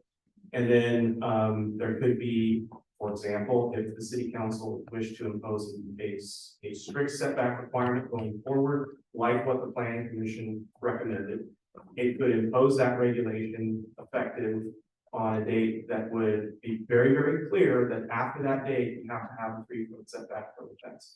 And in including that retroactivity clause and also that effective date on these two sort of parallel code amendments that the planning commission has recommended to you, I think we could capture exactly those homes that you're concerned about and no more.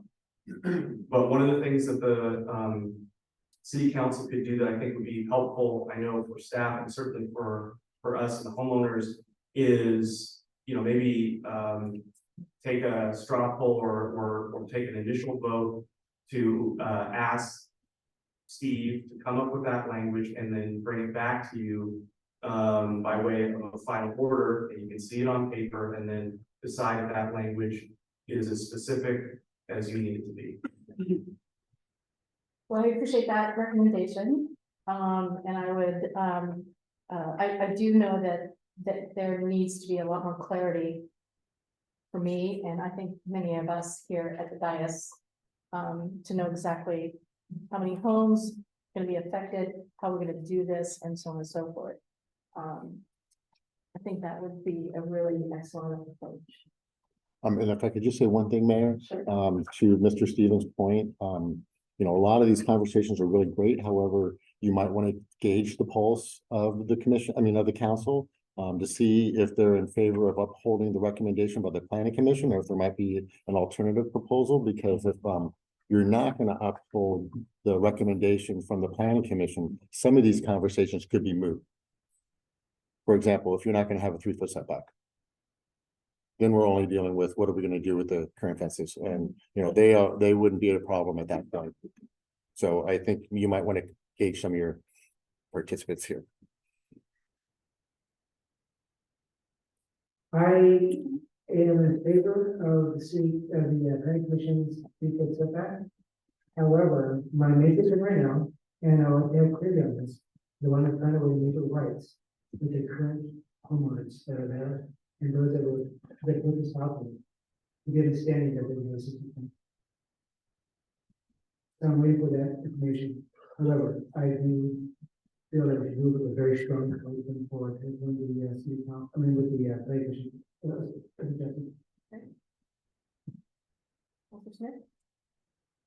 Yeah, I agree. I think we should take care of the homeowners that want to promise something and move in. Also, I think that the one that started to move in, about the fences taken and moved down, they should be taken care of too. I think if that happens, Lennar should make it right and pay for it themselves, not the home. I'm not sure if we can force that or not, but. Well, I've written a motion. So, I'd ready to be moved on a motion at the conclusion of the public hearing, but I have, typically, I'm a little more cautious, and I would, like to see more specific language.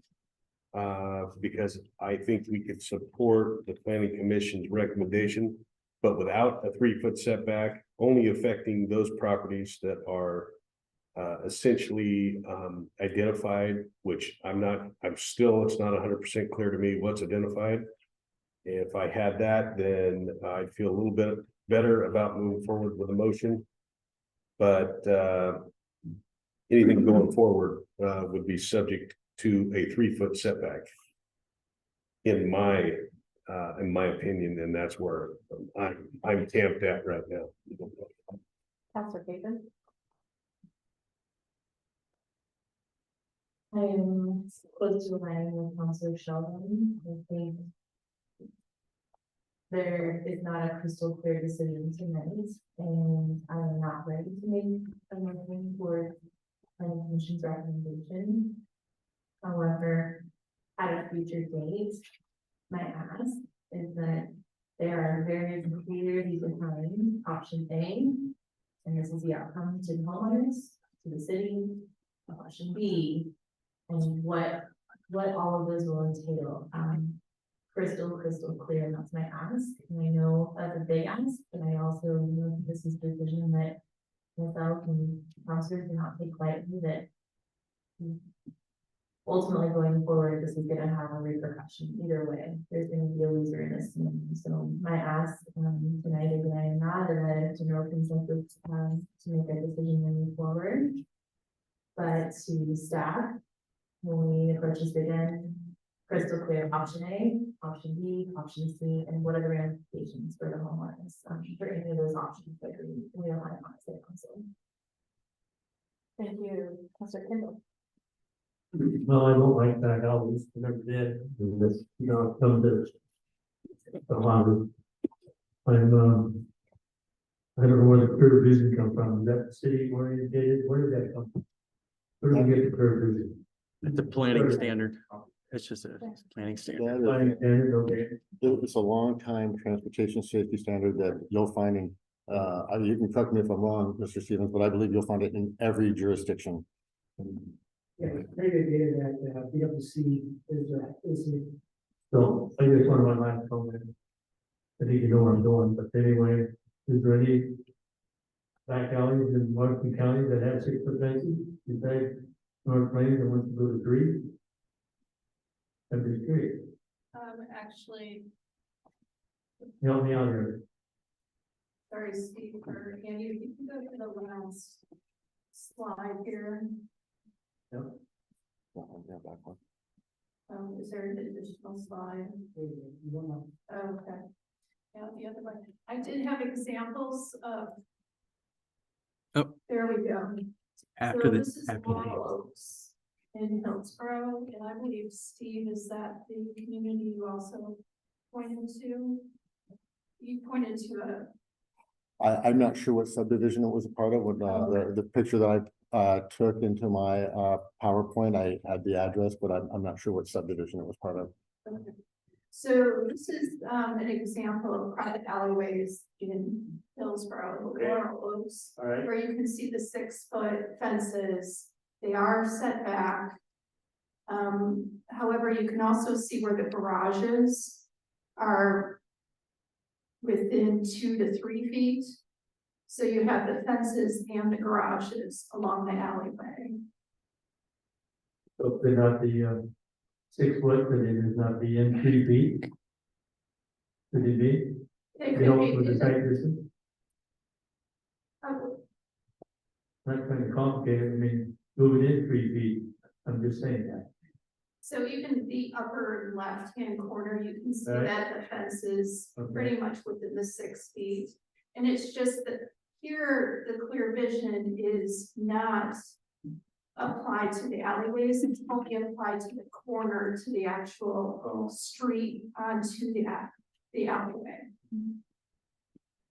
Okay, thank you, I'm 6 foot, I mean, safety is a big thing, I don't get me wrong, I'm not seeing anybody killed in the back alley.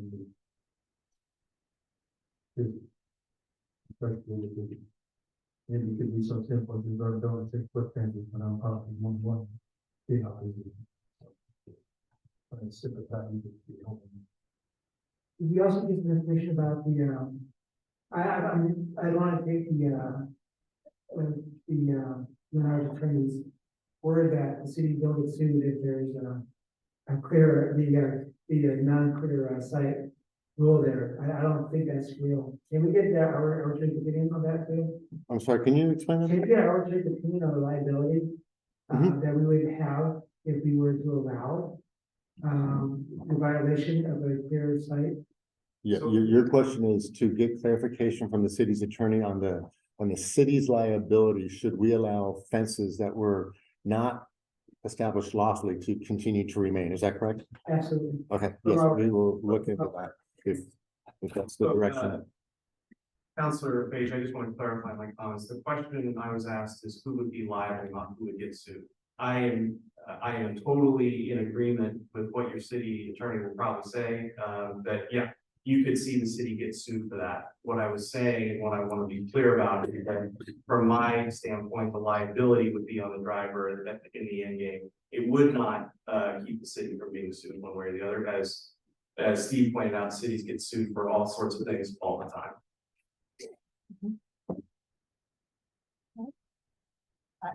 I prefer consensus, and I think my council's spoken.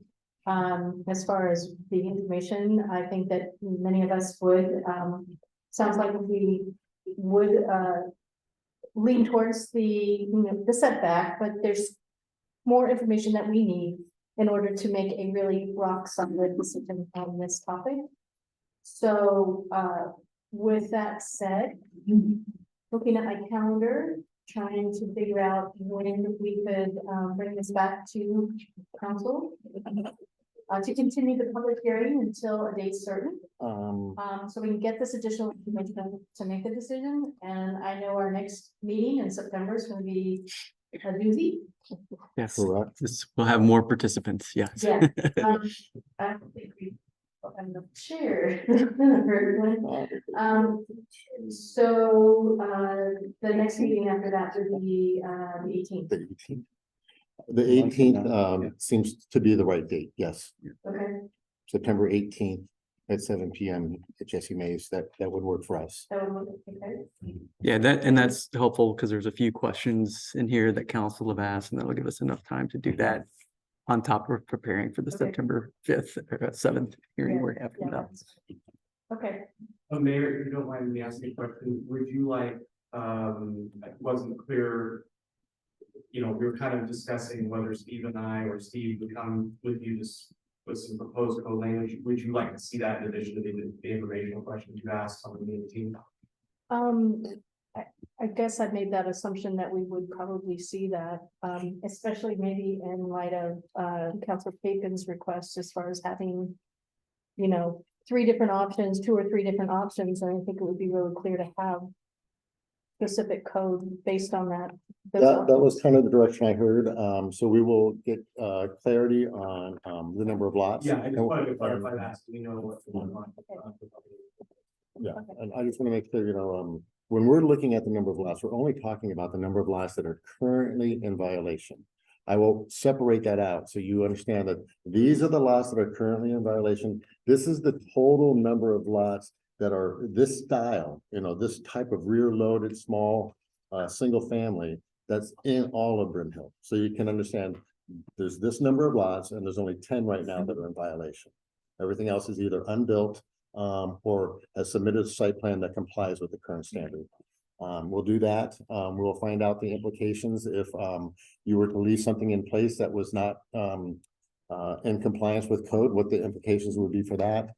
And then we'll also look at a couple motions for you, a motion to go to the 3 foot, a motion to not go to the 2 foot, and then some retroactive language that could be brought in. So we would bring all 3 of those forward for you. All right, Is that what you were looking for? Is that I think so. That's kind of what I heard with this group.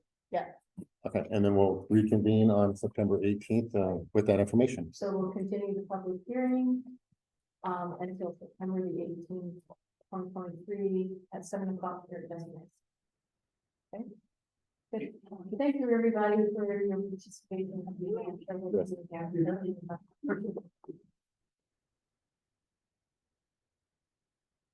All right, next on our agenda, we'll fly through this.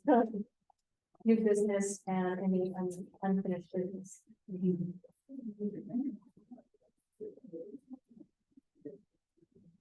All right, and then the city manager report. Hey, thank you, Madam Mayor. I'll just cover a few things. As brought to your attention, we're going through an email and server transition right now, and I apologize. I was out on vacation last week when this happened, and I didn't have the ability to communicate that to council as well as I probably would have liked, but the contractor said it will be no problem, so that's what happens when you put your faith in folks, but we'll get that sorted out, and it should be all taken care of over the next day or two. I know they're trying to reach out to each counselor right now, so if you have a private email address you want to use, we can give you those instructions, or I believe we have phone numbers too, and he's tried to reach out to every council member to. Yeah, we can do it over phone too. So you may, if you get a call from a number, I think it's a Beaverton number, that's who it's going to be. Hopefully they'll leave a message. Right, yeah, I will definitely make sure they leave a message. Yep. I want to be clear on this process because, I know Lori gave us the information as far as saying, hey, they're gonna reach out to you. And then they didn't, so I called them and I gave them my information, my cell phone to reach, and then they called back, you know, so. Okay. I don't know if Lori was not wrong, I'm not saying, but I. You had to be proactive on it. Yeah, Let me- you have to be proactive. Let me clarify. Shouldn't have to be proactive. We're hiring these people. I know, but. I agree. I was proactive. At a cabin, luckily had cell phone reception on Friday and was able to get them the information they needed. So yeah, I wasn't too happy about that either. But anyway, we'll get that done this week, and the first invoice will probably have some red lines. Through concept planning, I've talked about that a bit. 3J is going to be the contractor on that because of all the contractors we interviewed, they were the ones that were responsive. So we wanted a different kind of fresh set of eyes, maybe for the industrial planning, but they know our project, they know the city. We feel pretty good about that moving forward. UGB hearing, we know that. That's next, the next city council meeting. We'll definitely have the mayor and the council prepared for that. We have all the noticing done, and we'll have a good presentation that night for the council to hear. And then a couple of things the mayor and I have talked about is devoting a future work session to going over some council rules, you know, kind of some meeting procedures and guidelines to make our meetings go well, and also for the council to work better as a team. So I'd like to have a work session on that. We'll kind of formalize those topics here in the fall, and maybe that lends itself to a goal setting session again early next year. And then I would invite each counselor, because I'm going to do it myself. I haven't looked at our charter in probably a year and a half. It's always a good idea to review the charter, you know, to read through it and see if anything's outdated. There's certain things that you know, sometimes we may want to pass a simple ordinance. Well, it could take an actual charter amendment to be able to do so. So that's good practice to do that, and I think that would be a good future work session topic as well. After all, that's the city's constitution, really. So if there are things that seem a little outdated or that need a refresh, then we kind of look at those and see if that's worth taking to the voters for proposed charter amendments if warranted. So that's kind of all I wanted to touch on tonight, and a few topics for the future. Any questions for him? Oh, and I do want to also say from the comment way 2.5 hours ago almost about traffic control and Elephant Garlic Festival. I'll take some responsibility there. Those comments were made last year. We didn't follow through with all the transition, having a new public works director, losing another public works member right before the Garlic Festival. There's some things we could do better, but I know that Dustin is very committed to traffic control and getting on the signage we need. We just need to come up with a budget for that, because he wants, and I quote, 6 to 8 times what we have currently. So I'm going to negotiate with him and see what will get us by to make things better. But we definitely have used the cooperative that she mentioned earlier. We did that for the downtown event on the anniversary, the ice cream social, and that was successful, but it takes a lot of coordination. So I think what we may do is look at all of our events a year out and see to the best of our ability how we can determine borrowing equipment from other jurisdictions, because everyone's scrambling getting their equipment in the summer, because that's when events are. But we'll see if we can get calendar this out far ahead enough of time to make it work. Well, and I think it's also challenging and, not just for the folks who run that, the Garden Festival, the MPEA, but when you have the ORRC, like the Runners Club, right? And, they came in and, you know, we were clear with them on what they needed to do. And then when I came home for the parade on Saturday morning, it was like, people were running through, you know, running and walking in an unsafe space. And that was not our responsibility, like technically, like the ORRC should have had something in place, a plan in place. You know, to do that, and then you've got folks who are having, you know, parking at churches and parking at their businesses and. You know, the MPEA can only do so much, like within our boundaries, you know. All part of the debrief we're having next week, Right. because the event keeps growing and it keeps creating more complications, and we'll need, you know, serious conversations around Yeah. that. So, yeah, definitely. Yeah. And I know it's top of mind for the MPEA, so, yeah. Any council reports? One, Councilor Finn? North Plains Historical Society, we're acknowledging that 150-year dedication to Scott Church. So that'll be on September 9th from 12 to 3. I think there'll be a lot of looking down at grave sites and history of whatever they did. I believe, I don't know for sure, but if it interests you, why, you're more than welcome. There's a lot of room out there in that cemetery, so whatever they find. And if you like singing, I guess on October 1st, we're gonna have a choir in the church, and they say it's really lovely, so I don't know. I don't know how to get anybody on that church if they don't come. So anyway, it's a big meeting. We've got a lot of stuff lined up for the next 6 months and historical societies and things a little bit better. So, thank you. Thank you very much. I attended the library board, but I'm not gonna go into that because, Robin was here this evening and she gave a rundown of what we talked about. Yeah. Anyone else? I don't have a council report this month, this council Kendall switched sheet, but I did want to put it on the record, and then I will be taking council Kendall's planning commission exit you for 6 breakers. So thank you, council. Thank you.